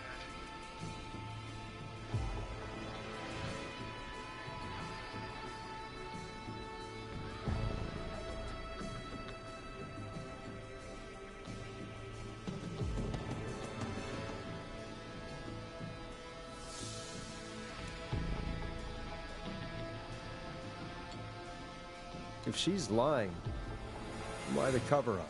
My future was at stake, Ash. You know what it's like. People like us are bred for bigger things.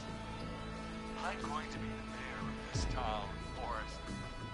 And then governor. And then, who knows? What happened that night was tragic. It should never have happened. But it was a mistake. It was just a stupid joke gone wrong.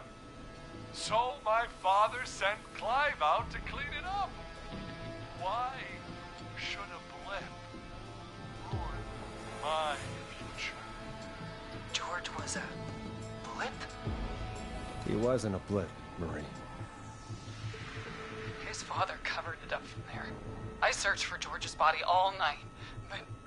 Sandra found him the next morning while out jazz running. She found him in the river, but she lied about that to protect Teddy. She said something about her rent going up, unless she... Teddy, did your father own Sandra Sharp's dance studio? It's Gallows Creek, not Sharp Creek.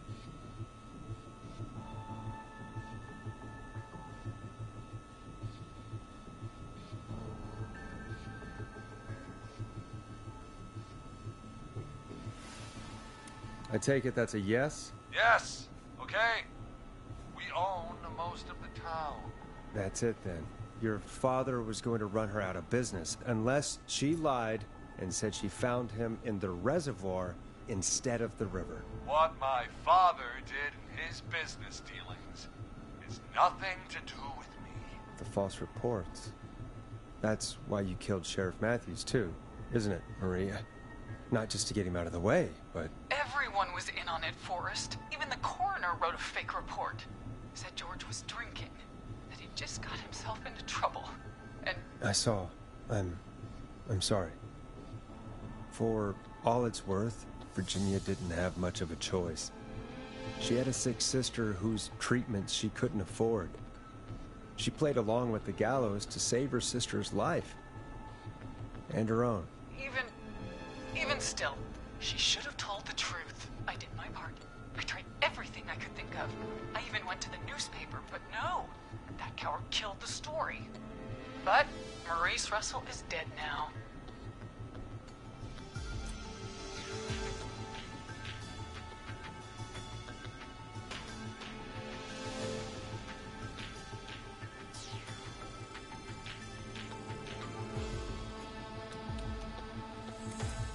You've been through hell, Marie.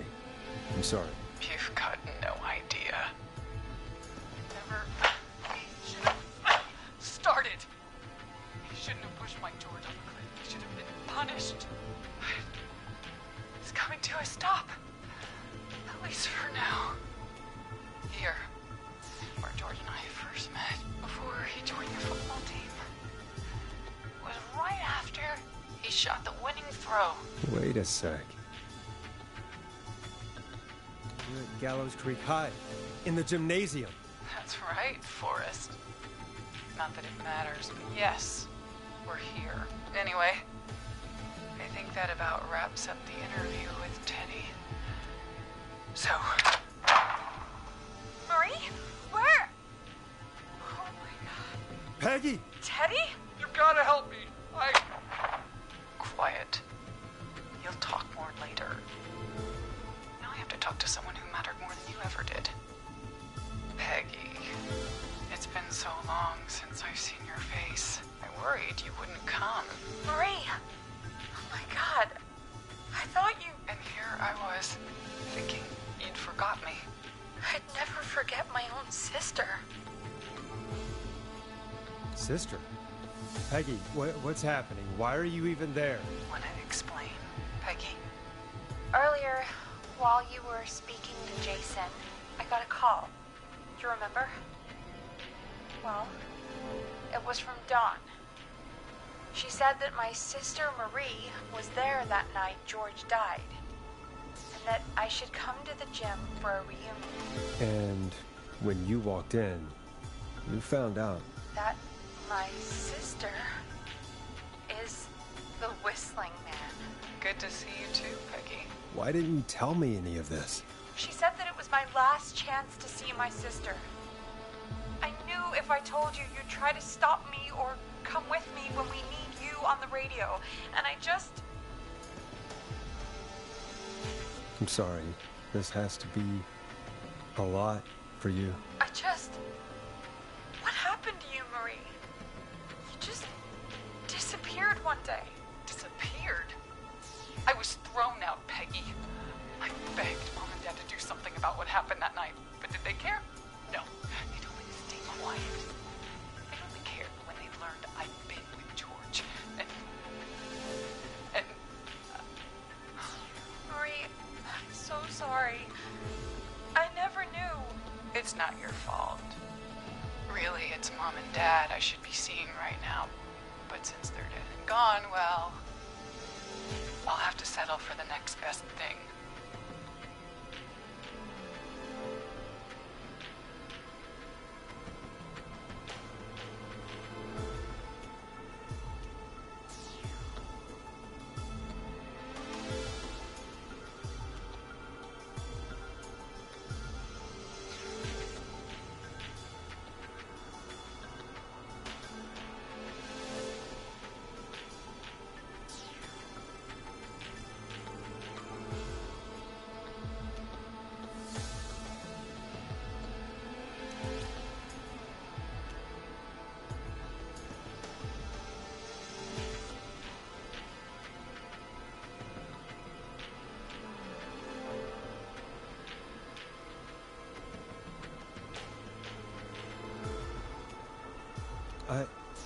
Wait.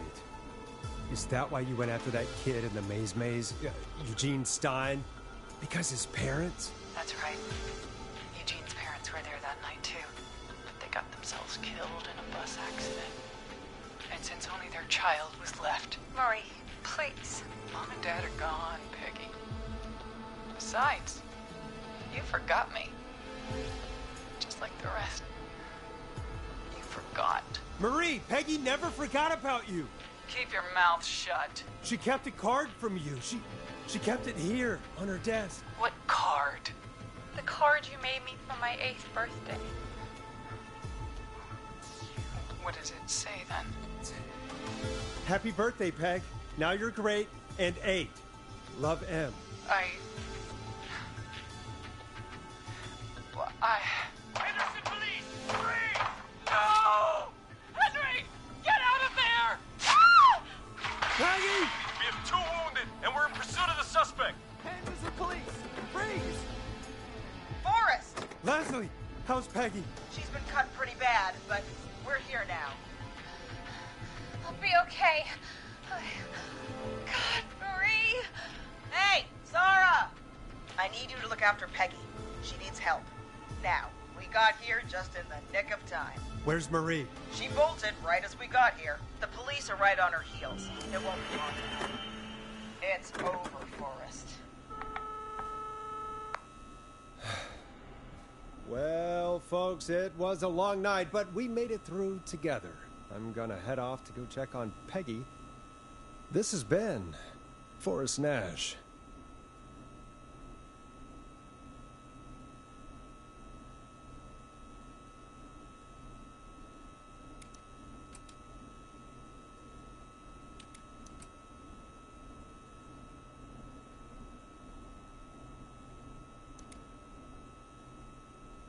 And it's been a scream.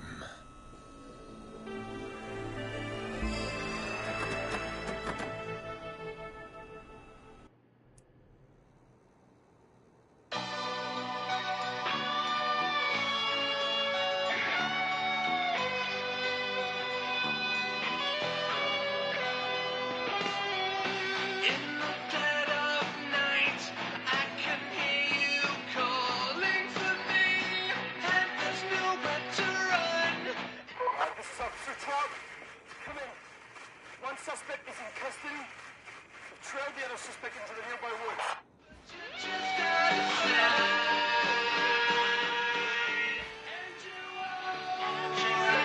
Let me go. Here in the darkness, I've got this feeling. It's growing stronger inside of me. It's a killer frequency.